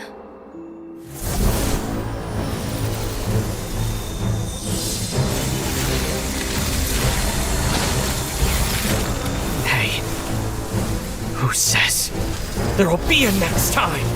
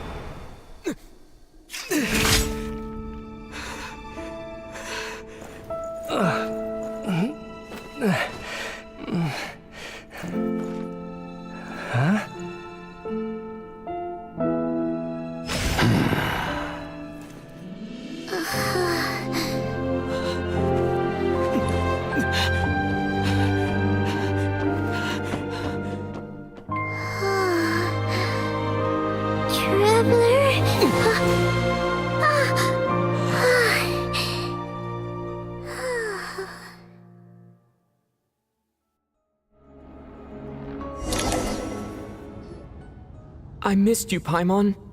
What are you talking about? We haven't even been apart for that long, have we? It was different this time. You seem to be in pretty good shape. Yeah, Paimon's back in tip-top condition. It's the weirdest thing.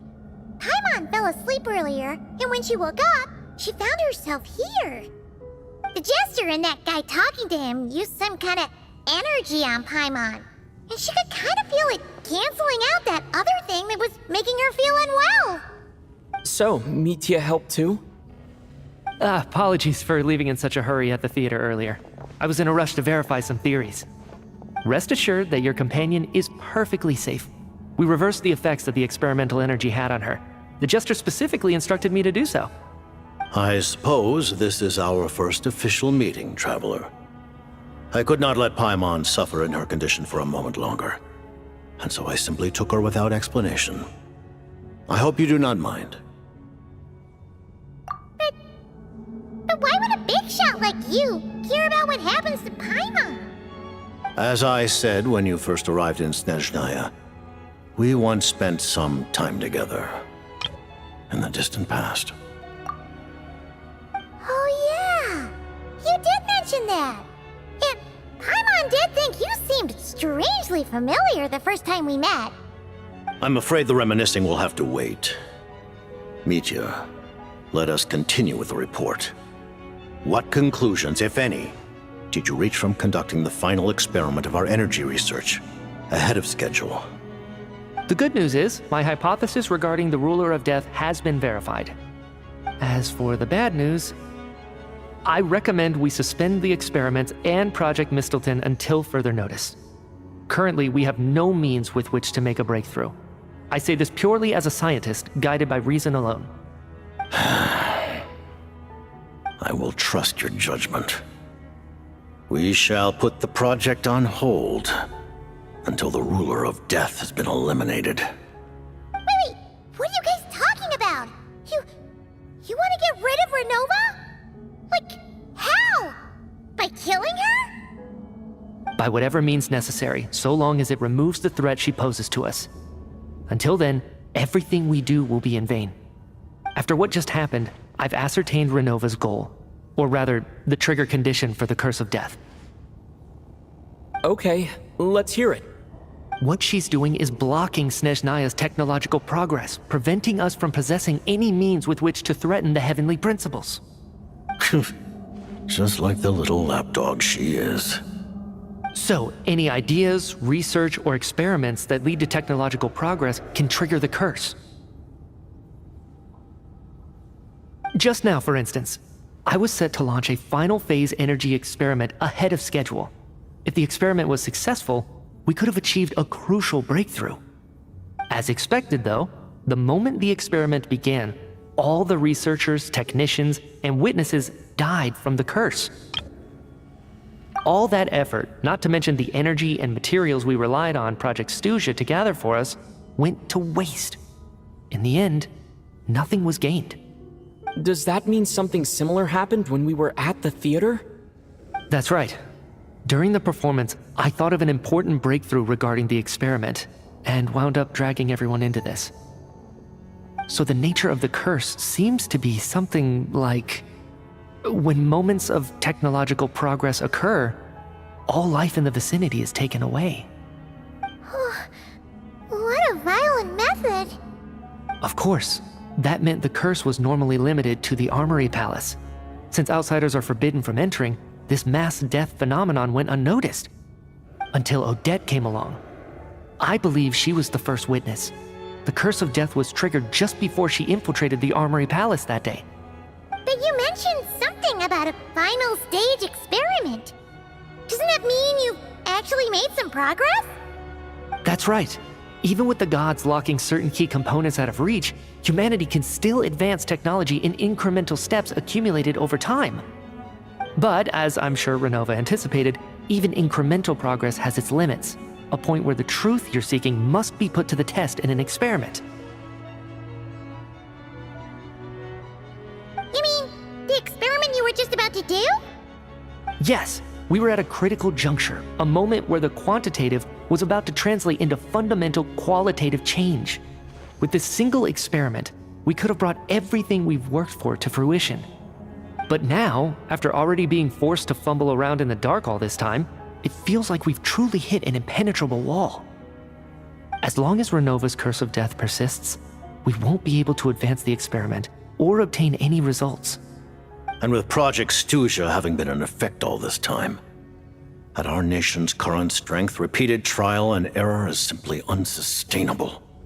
Only by eliminating Renova first will it be possible to continue advancing our plans. But she's the ruler of death! She can just kill whoever she wants, right? That's gotta be the scariest power ever! Is it even possible to beat her? We'll see. But one thing's for sure. She definitely can't just do whatever she wants. The best proof of that is me, standing here, very much alive. You're saying... Wouldn't it be easier to just kill all of us researchers for good? Why resurrect us over and over again? Why let us advance our technology to this point? So, you're saying even the ruler of death has limitations we don't know about? Exactly. And I think that's where the key to our breakthrough lies. Regardless, the ruler of death has always been an obstacle we must overcome. Indeed, we must face life, death, time, and space.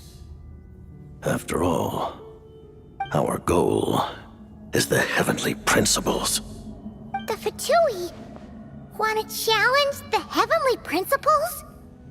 For a long time, I've had a vague suspicion the Fatui and the Tsaritsa were targeting the heavenly principles. But hearing the Jester admit it is still a shock. No wonder the Tsaritsa's goal has always been kept a secret from the people. What kind of road will that lead Snezhnaya down? In that case...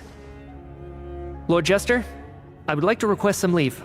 I'd like some time to organize my thoughts and go over the data. Granted. Get some rest, put the experiment out of your mind, and take care that the Curse of Death doesn't affect any civilians.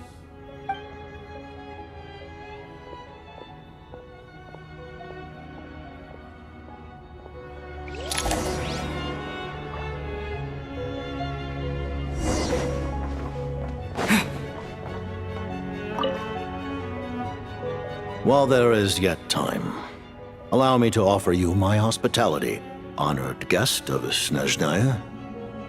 Is there anything you wish to know? I remember hearing the term Mistleton from Columbina. Yeah! Paimon wanted to ask about that when the name came up just now.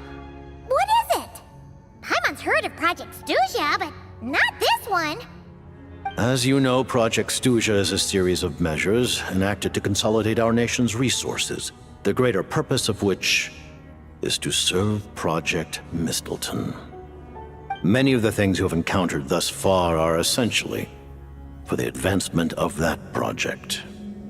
This includes the Kuvaki Experimental Design Bureau in Notdry. Researching Kuvaki was merely a facade. Its core objective was to use local resources and research findings to build Mistleton itself. And that's a weapon built for the final battle against the Heavenly Principles, isn't it? Huh?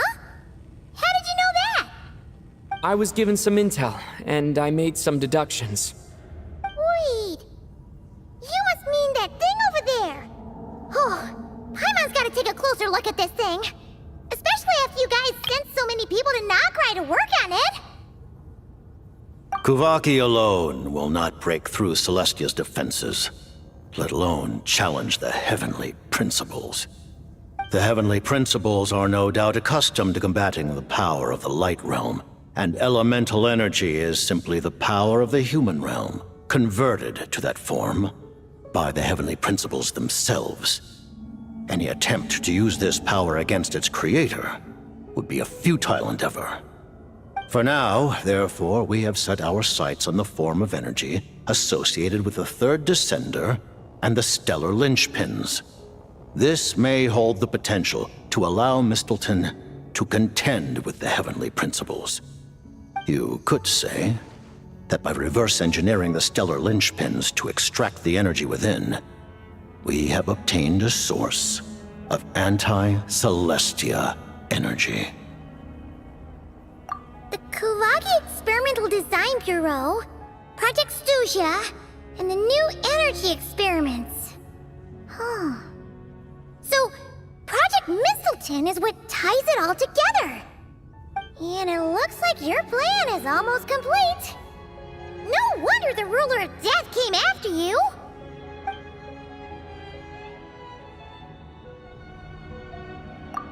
Her Majesty the Tsaritsa has embarked upon an expedition to vanquish a monster. Were it not for this, I imagine she would have been delighted to grant you an audience. Seems like the powers that be in Snezhnaya don't intend to hold my past conflicts with the Fatui against me. The Harbingers have been granted significant autonomy in retrieving the Gnosis. But by the same token, they do not completely represent Snezhnaya's official stance. You read my mind. Speaking of the Gnosis, Paimon's been dying to ask this question since forever. Why exactly does the Tsaritsa want to collect them? Is it something to do with the fight against the Heavenly Principles? The Gnosis will undoubtedly serve as a key bargaining chip when she confronts the Heavenly Principles. Beyond that, you had best ask the Tsaritsa herself. I am not sure if this information is mine to disclose. What do you mean, not sure? Don't you make the rules? You're the highest-ranking Harbinger! Ugh, never mind. Taking on the Heavenly Principles is something most people wouldn't even entertain in their wildest fantasies. Why is the Tsaritsa so fixated on this? In Tevat today, civilization is nothing but an illusion. Something whose very existence can be negated at any moment. Our civilization may very well be destroyed in the struggle, but as things stand, the Heavenly Principles could choose to negate our existence on a passing whim. And we must not sit back and accept that fate. Only by changing the state of affairs, only by overthrowing the Heavenly Principles, can our civilization truly be said to have taken root. Otherwise, the fate of the people of Conria and Hyperborea is a cycle doomed to repeat itself. Accepting potential destruction in return for getting to control your own fate. Furthermore, perhaps this is still somewhat difficult for you to understand. Are you aware that all the rules of this world are made up of curses? Huh? All of them?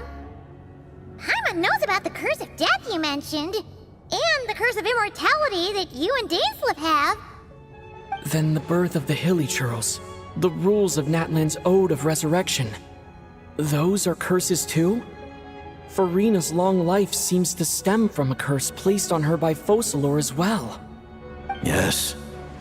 Even a god's love for humanity is a curse the heavenly principles inflicted upon the gods. What? The Tsaritsa has always had ample reason to hate the heavenly principles. If she can seize their authority, she will reconstruct the entire world, and when that time comes, humanity will be completely liberated from curses and lies. Look forward to it. It will be a world beyond your imagination. Though the ordinary people of Snezhnaya may not understand these details, in this frigid land locked in a ceaseless struggle against the environment, in this nation to which the gods have never shown favor, we all believe that standing in solidarity with the Tsaritsa in our shared struggle will surely usher in a new and better world.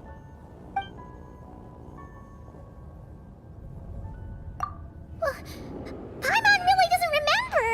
He's basically a stranger! You've gotta believe Paimon!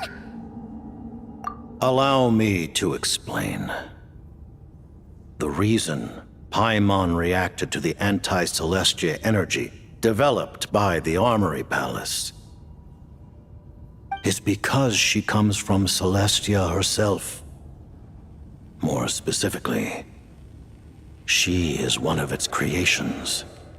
Paimon? A creation of Celestia? Oh, right. I was blinded by anger earlier, but thinking back on it, Renova also said that Paimon is a creation of Celestia. But she lacks Celestia's power or authority. As you know, the lunar fragments in Nodcry were pulled down from the sky using Fatui technology. But the first application of this technology was in Conria over 500 years ago. I used this technology upon the heavens, and the response I received was none other than Paimon descending from Celestia. I presented her to the Vinster King, but he took no interest in this gift, nor did it satisfy him. Paimon then took up temporary residence in my palace until, of course, the arrival of the Cataclysm. Wait, Paimon's a little confused. You're talking about things that happened in Conria 500 years ago. You're saying Paimon was there for that? But Paimon doesn't remember any of that. Falling from the sky? Being given away as a gift? None of it! Having lived through the Cataclysm, perhaps you too were burdened with some manner of curse. Although, losing your memories would indeed be the smallest price I've ever seen paid. But it's not just her memories from Conria. Paimon doesn't even know how she spent the last 500 years. She only has memories from the past few years. No matter how hard she tries to remember. What was Paimon like back in Conria? Did she know a whole lot because she came from Celestia? Was she super smart? Unfortunately, when you arrived in Conria, your consciousness was like that of a newborn infant. None could say what kind of being you once were in Celestia. During the time you lived in Conria, Your personality was no different from how it is now. Aw, man! Paimon's plan to get her memories back and become super smart is ruined before it could even start. You know, even though Paimon lost her memories, she still feels weirdly close to you for some reason. That must mean you took pretty good care of Paimon back then, huh? On the contrary, I completely ignored your existence. I was entirely focused on my struggle against Troptatir the Wise. But now, as I see it, it is as if you are the only sane thing that survived that era of insanity. And thus, are worthy of protection. Noted. Man, Paimon's gotta stop projecting friendship on everyone she meets. But, Traveler? Even though you know Paimon's some creation of Celestia now, you still want her, right? You're not going to abandon her? Oh, phew! That's a relief. Paimon's just learning about this, too. She's barely even processed it.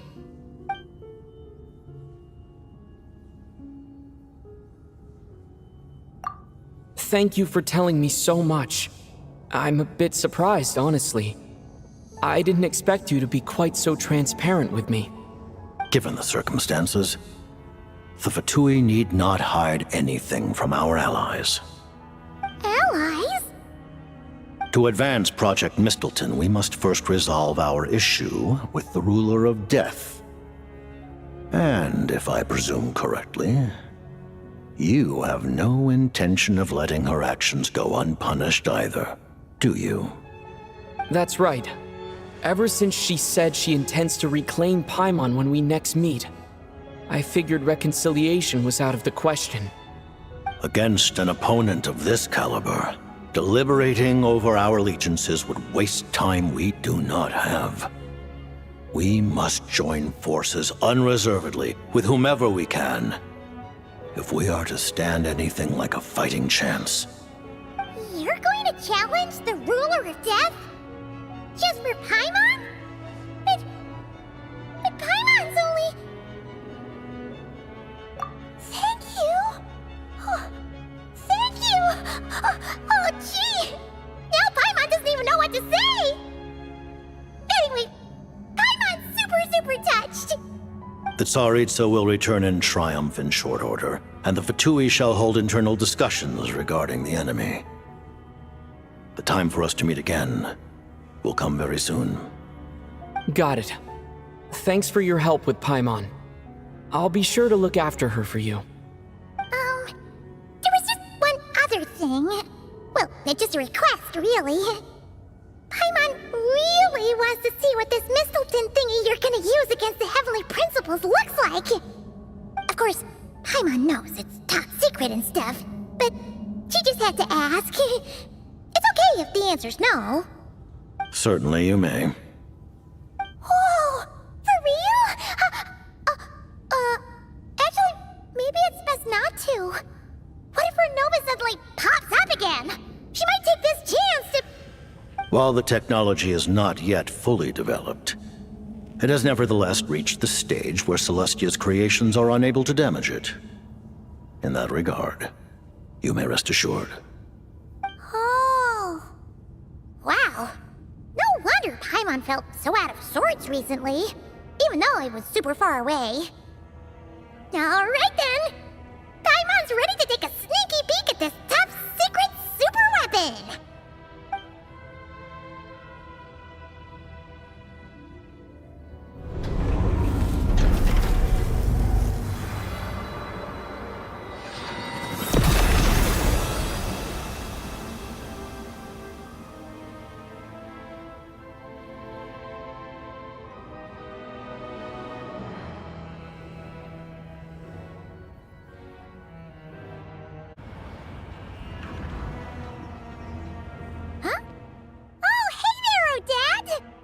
Paimon? You're okay. Thank goodness. You look well. Have you recovered? Long story short, yep, Paimon's all waiting for us? That's right. When I woke up, I wanted to go in after you, but the guards had woken up as well. It would have been tough to take them on alone, and there was no easy way to sneak past them. So I returned the way I came and waited for you here. It was thanks to you that my soul found its way back to my body so quickly. Thank you. Huh. That actually worked? Nice. I just figured I'd try my luck when that ominous feeling struck me. Really, you should be thanking this thing instead. Anyway, and now that things here are all taken care of, I have other things I should get back to. Ah, Director Chuganov, you're back.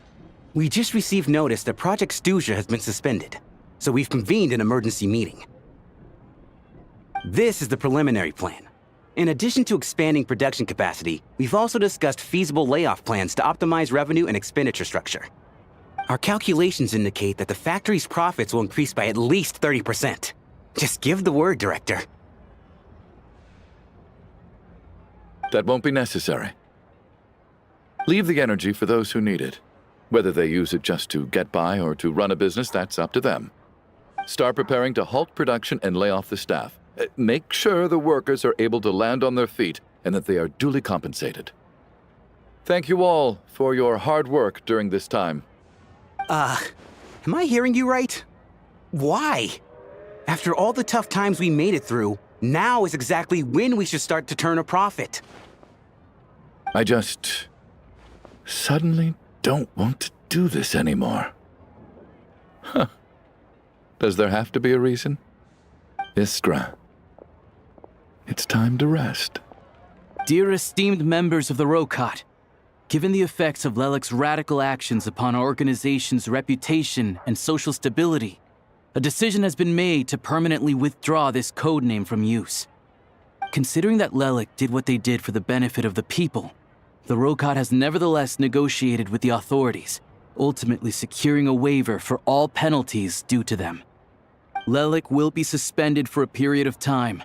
Depending on their future performance, they may be allowed to adopt a new codename and continue acting as part of the Rokot. The purpose of this notice is to remind everyone once again that motives and methods are equally important when one operates in the shadows. Even with Project Stuja's suspension and our interim operational victory, we must guard against complacency and rashness and work to consolidate the progress we have made so far. We act only for the greater glory and solidarity of our nation. May the aurora shine ever on, and the tundra always stand firm. We act only for the greater glory and solidarity of our nation. May the aurora shine ever on, and the tundra always stand firm. Looks like it's finally over. You mean for us? Just thinking out loud. I've never seen the Snezhna Gradvecha so lively before. I never once thought I'd come here. But I understand everything now, Rosaline.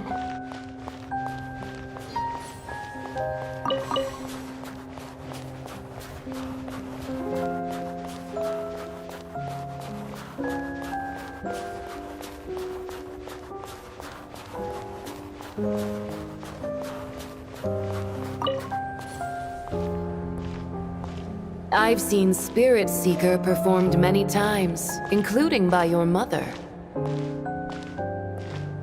Why do you bring that up all of a sudden? Even though the choreography is always identical, every dancer finds a way to make it her own.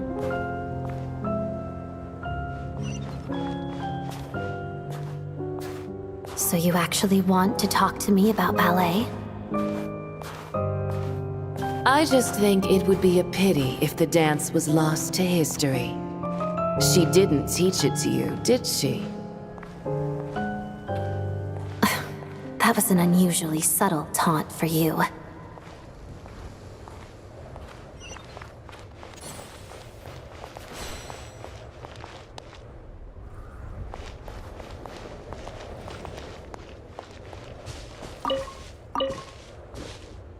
We embraced one another on the snow-swept plains, melting the ruthlessness of time.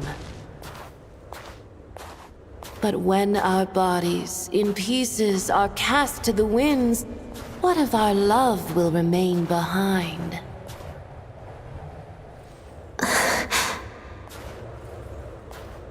Don't tell me you can't sing. Shush.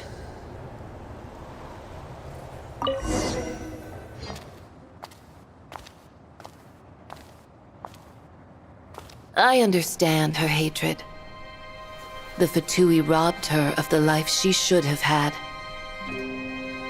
I never opposed her dancing. Yet still I became an enemy of her ballet.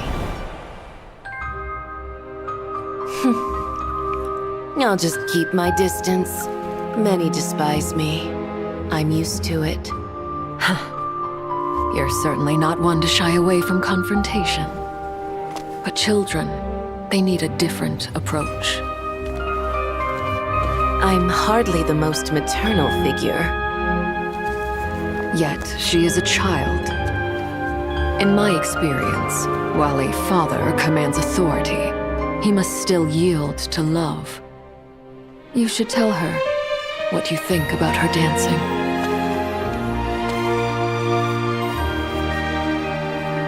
Odette will soon take the stage at the Koralyevsky Theater. This could be your chance. Geonosis secured. It went smoothly. I'll be there. Have them send me an invitation.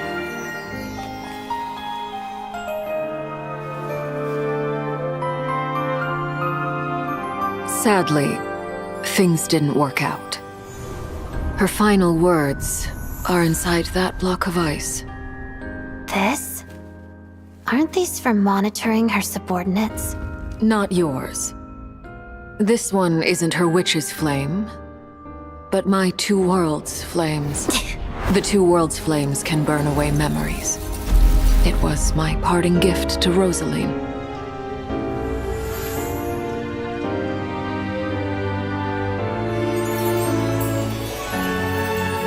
If all goes to plan, she and I will both live to see the Tsaritsa succeed. I believe she'll find peace. But if anything happens to me, she needn't follow in my footsteps.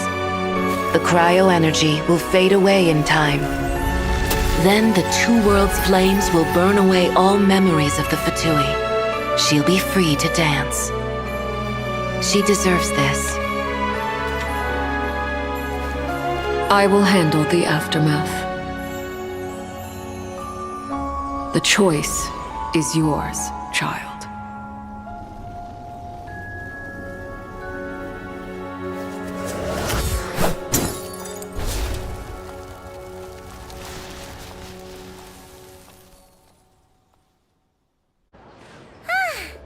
Fresh air at last!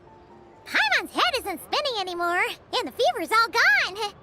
Paimon's finally free to fly again! Oh, it's nice to finally know where Paimon came from, too. It did make Paimon a little nervous at first, but it's such a relief now. Like, who cares if Paimon's a creation of Celestia? She's probably not anyone that important. Probably just the fairy of food and fun or something. And like you said, this doesn't have to change anything between us. You're not gonna just... Hey! Hurry up! Why are you walking so slowly? You've spent the last few days lying in bed and stuffing your face. I didn't think you'd be able to fly this fast. Says who? Paimon's as agile as ever. They don't call her White Floaty for nothing. Paimon originally wanted to check out the bookstores in Snezhnograd, but she's more in the mood for flying around right now, so let's save that for later. Wait, they've got light novels from Yai Publishing House here too. Huh?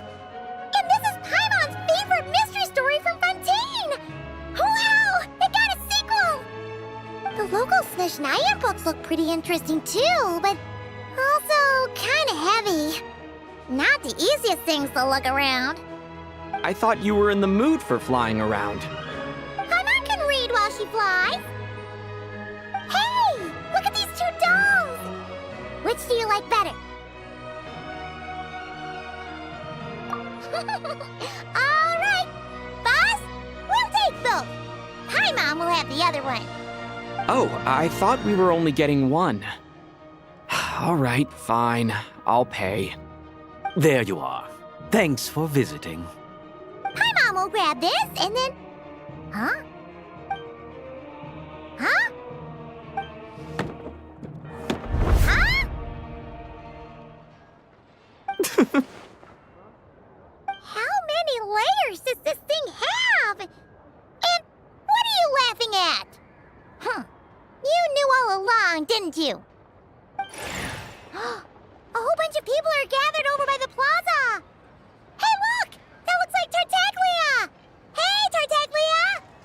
I know that voice. Of course.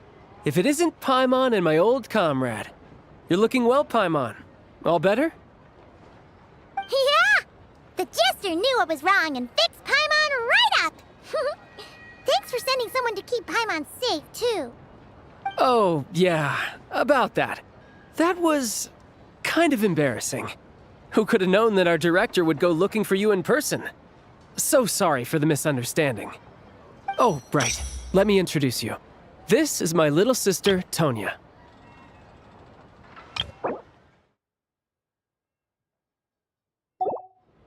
Hello, Tonya! Hello. Firstly, I'm really sorry about my brother. Sounds like he's caused you no end of trouble. Hey now, why'd you have to start with that? Not that it isn't true, of course. So she's the real Tonya.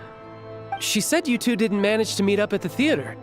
She waited ages for me, and when I didn't show, she got a little worried and went outside.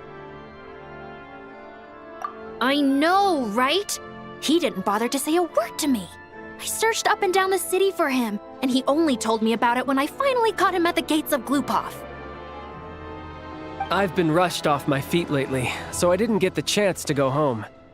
I just figured the Traveler would fill you in when he got there. Well, the snow was bad, and you're never late. So I was really worried about you. How was I supposed to know that you'd stood me up? I'm sorry, Tonya. I really am. I'll make it up to you somehow. Just... please don't tell Mom and Dad. Although the mix-up led to a series of misunderstandings, it's probably for the best that the real Tonya didn't get caught up in that mess. Besides, it's obvious that Tartaglia isn't usually one to break a promise. He only gave his ticket to me because he had to look into Lelik. No, it's fine. It just meant I didn't get to see the show in the end. By the way, what did you think? You were one of the first people to see it, you know? I would say... the best is yet to come. Huh? What kind of review is that?